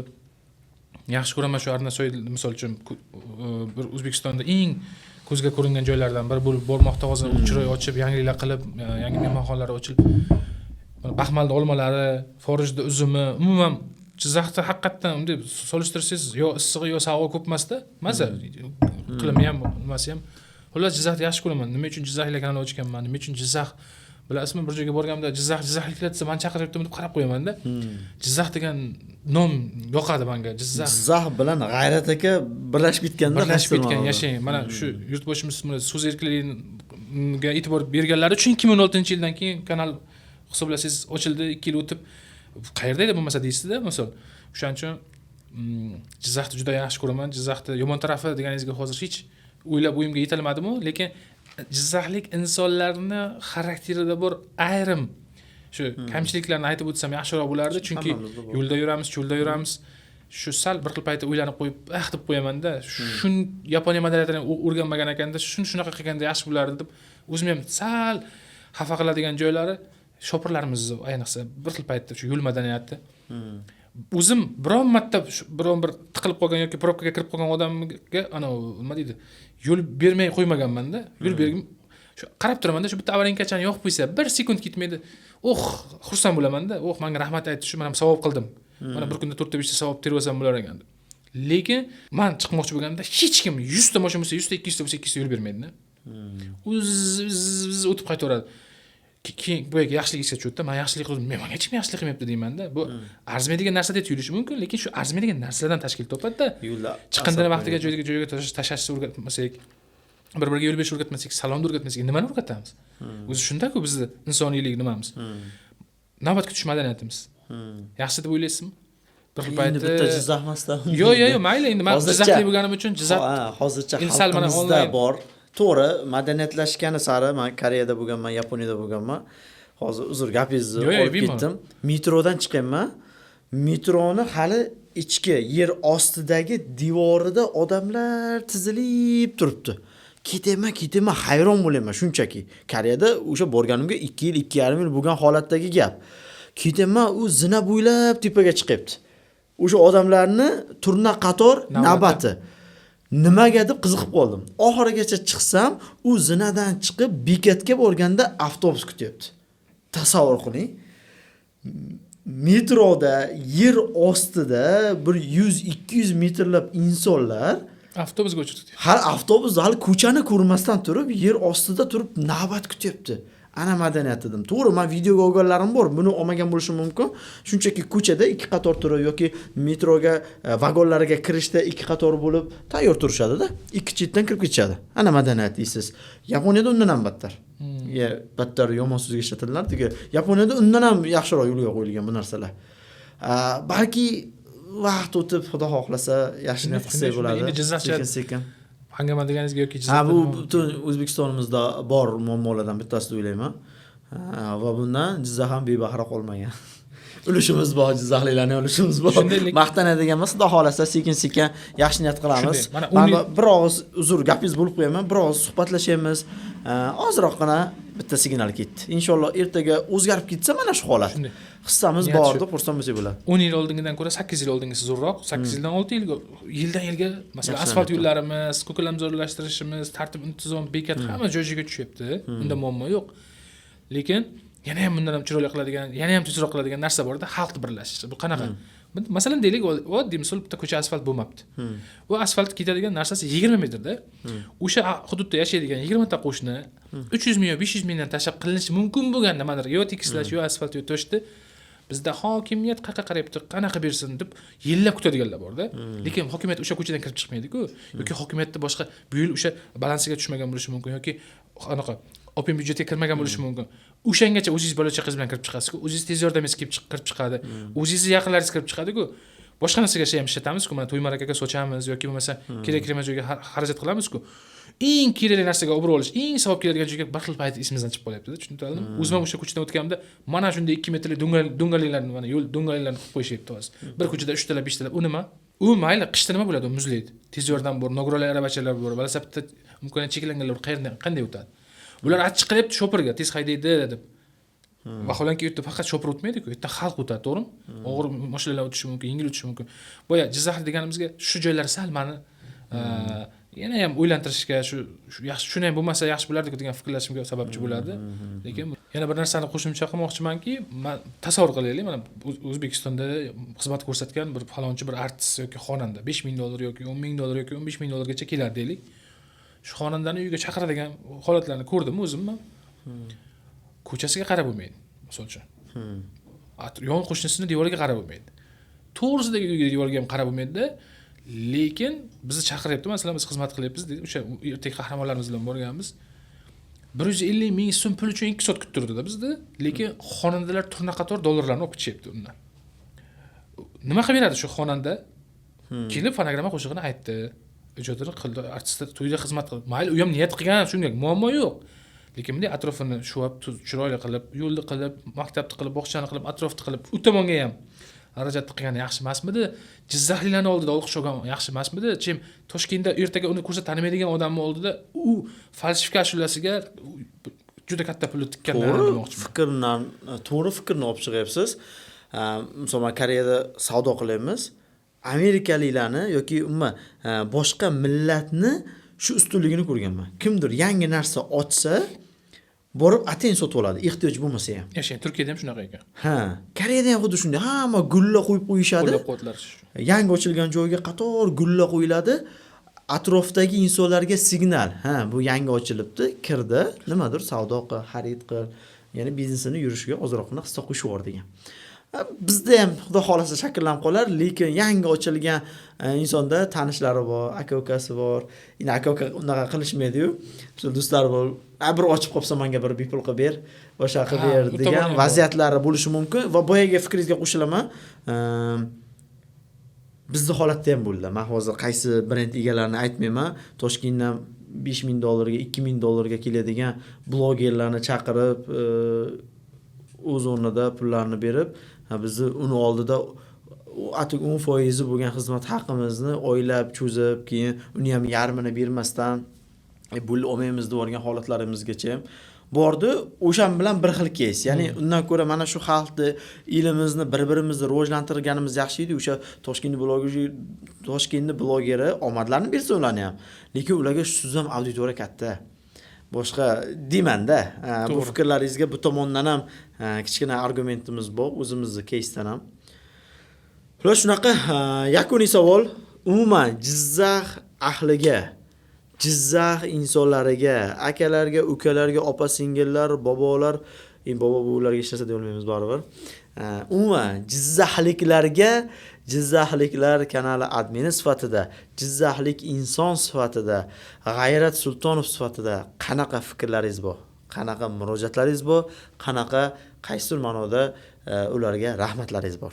Jizzaxliklarga so'nggi so'z o'rnida iltimosim, murojaatim yoki rahmatim bundan ham yuksalib, bundan ham yaxshi bo'lib, bundan ham taraqqiy topish har bittamizga bog'liq. Buning uchun hamma odam o'zini ishini bilib qilsa, o'zini ishini sevib qilsa va o'zini ishini vaqtida qilsa, shuni o'zi yetadi deb o'ylayman. Chunki hamma sohalar egallangan, hamma sohalar o'z ishi bilan band. Faqat o'sha halollikni kasb qilib, insof, iymon bilan o'z o'rnida bilib mehnat qilsa, menimcha boshqa hech narsa shart emas. Farzandimiz maktabga ketishida chiqindi o'rnasiga tashlasa, obodonlashtirish xodimiga sal kamroq ish bo'lsa yoki mashinani to'g'ri joyga qo'yishni bilib, ikkita polasa chizilgan joyga bitta mashinani o'rtaga kundalang qo'yib ketmasdan tartib bilan, intizom bilan to'xta, mendan keyingi odam ham bor-ku deb, u keyingi odam qarindoshi bo'lishi mumkin, yaqini bo'lishi mumkin. Shu bir-biriga hurmat, bir-birini hurmat. Bizda bitta narsa bor, yana men yo'l bersam mendan qo'rqmadi deb o'ylaydigan fikr bor-da. Shu zamonga hozir men bunga yo'l bersam mendan qo'rqdi deb o'ylaydi yoki qimmat mashinaga yo'l beraman. Mana shunaqa fikrlardan yiroqlashsak, hammamiz bir odammiz. Hammamizning mashinamiz ham 4 ta baloni bordir yoki bo'lmasa hammamiz ham uyda kutadigan odam bordir. Tez yordam kelyapti, yo'l beraylik, boshqa deb bir-birimizni yaxshi ko'rib, bir-birimizni hurmat qilsak-chi, hammasi o'shandan boshlanadi. O'sha zanjir bir-biriga bo'lgan muhabbatdan, bir-biriga bo'lgan hurmatdan kelib chiqadi. Uydan nafrat bilan chiqib, ko'chadan boshqadan alamini olish yoki bo'lmasa o'qituvchidan alamini olishi yoki borib bankir ishxonasida kimgadir baqirishi menimcha u shart emas. Kerak emas. Xohishda unaqa reja bilan chiqmaydi hech kim. Yashang. Lekin o'sha hammamiz o'zimiz ishimizni bilib qilsak, chiroyli qilsak va o'z vaqtida qilsak, o'z o'rniga qo'ysak, menimcha hech qaysi odam ham jahli chiqmasligiga yoki bo'lmasam bir kamchiliklarga uchramasligimiz mumkin deb o'ylayman. Meni shaxsiy fikrim. Aytadi-ku, maqsading zo'r bo'lsa, budilnik senga kayf beradi degandek. Maqsad shunchalik kuch bo'lishi kerakki, senga kechqurun uxlatmaydigan, ko'p o'ylaytiradigan narsa emas, ertalab o'rningdan barvaqt turg'izadigan narsa bo'lishi kerak degan fikr bor-da. Turib ketsangina ish bo'ladi-da. Yo'torsiz qayerdan ish bo'ladi? Nima deydi? Biznesmenlarga yordamimiz tegishdan biz xursandmiz. Ular o'zini bizneslaridan qilib charchashmasin. Sizga rahmat, ijodingizga barkamollik tilaymiz. Shu Jizzaxcha hangama dasturimizmi? 100-sonida ham, 200-sonlarda ham ko'rish nasib qilsin bizga ham. Xudo xolasa. Shuncha ijodkorlar vaqtini ajratib, bir xalqqa foydamiz tegsin deb qilgan mehnatimiz uchun o'sha YouTube tomonlama sizga like, bir-biriga ulashishlar deydimi? Shuni muxlislarimizdan bo'yi mehr-oqibatli bo'lib ayashmasa, bitta bo'lsa ham odam shu ko'rsatuv, shu suhbatdan manfaat olsa, shu qanaqadir ma'noda o'ziga maqsad qo'yishdami yoki kasb topishdami yoki Telegram ochishdami yoki Instagram ochishdami biz maqsadimizga yetdik deb hisoblayman. Jizzaximiz kundan kun yuksalaversin. Ishimizga hamma narsaga omad tilaymiz. Rahmat. Hammaga rahmat, o'rtoqlar, bizni kuzatganingiz uchun. Albatta bu videoni jizzaxliklarga yuboring. Qo'llab-quvvatlashingiz biz uchun muhim. Like bosing, izohlarni yozing. Boya aytilgandek bitta $50 sovrin bor yana. Jizzaxliklar degan so'z uchunmi? Farqi yo'q. Jizzaxliklar ham ketadi, Jizzaxlik ham ketadi. Ikkalasini bitta qilib sanab ketaverasiz. Jizzaxlik aytibdi, Jizzaxliklar aytibdi deb sanab ketaverasiz. Chunki bo'lmasa hozir bitta larsiz degan so'zi bilan ikkilanishib bo'lib qolishi mumkin. Ya'ni G'ayrat aka Sultonovga eng manzur bo'lgan, endi o'zlari aytibdilar ochig'i, men nisbatan saviya jihatdan, mazmun jihatidan, ya'ni meni ochib beradigan savollardan ko'proq kutgandim. Men o'ylaganchalik bo'lmadi dedilar, lekin biz majburlaymiz. G'ayrat aka, iltimos, shularning ichidan topaylik, bo'lmasa har xil fikrlar bo'lishi mumkin dedik. Shu berilgan savollarning ichida qaysi savol sizga ko'proq manzur bo'ldi va ularni biz g'olib deb aniqlaymiz. O'sha 200 dan ortiq savollar kelgan bo'lsa, hammalarga rahmat aytmoqchiman, chunki vaqtni ajratib, barmoqlarini ishlatib, o'ylab, shunga arziydimi deb arziydi, ming martalab agar imkoniyat bo'lganda hammasiga nima shu sovrinimizni berardik-ku, lekin rozi bo'lishsin, Xudo boshqa joydan to'ldirsin uni o'rnini. Menga yoqqan savol ikkita oila haqida savol berishdi-ku. Millashga 97 sizdaqa farzand qilib, farzandlarimizni qanday tarbiya qilaylik? Onangiz kabi qanday duolar qilaylik? degan. Mana shunga beradi degan. Demak, $50 g'olibi Milashka pastga chiziqcha 97 sizni tabriklaymiz. Bizga aloqaga chiqib, sovriningizni G'ayrat aka o'zlaridan olishingiz mumkin. Xohlasangiz kartalarga tashib beramiz. Ha, qulay shu. Karta raqam bersangiz, tashlab beradilar. G'ayrat aka, katta rahmat vaqt ajratganingiz uchun. Soat 12 ga qarab ketyapti tungi, lekin biz G'ayrat aka bilan birgalikda rost mana g'ayrat qildik. Yigitlar ham g'ayrat qilishdi. Sizlarga ham rahmat. Sizlar bilan birga Jizzaxliklar, Jizzax Town va Jizzaxcha hangoma. O'zimizni shivada aytsak, Jizzaxcha hangoma podkasti bo'ldi. Omon bo'linglar, charchamanglar.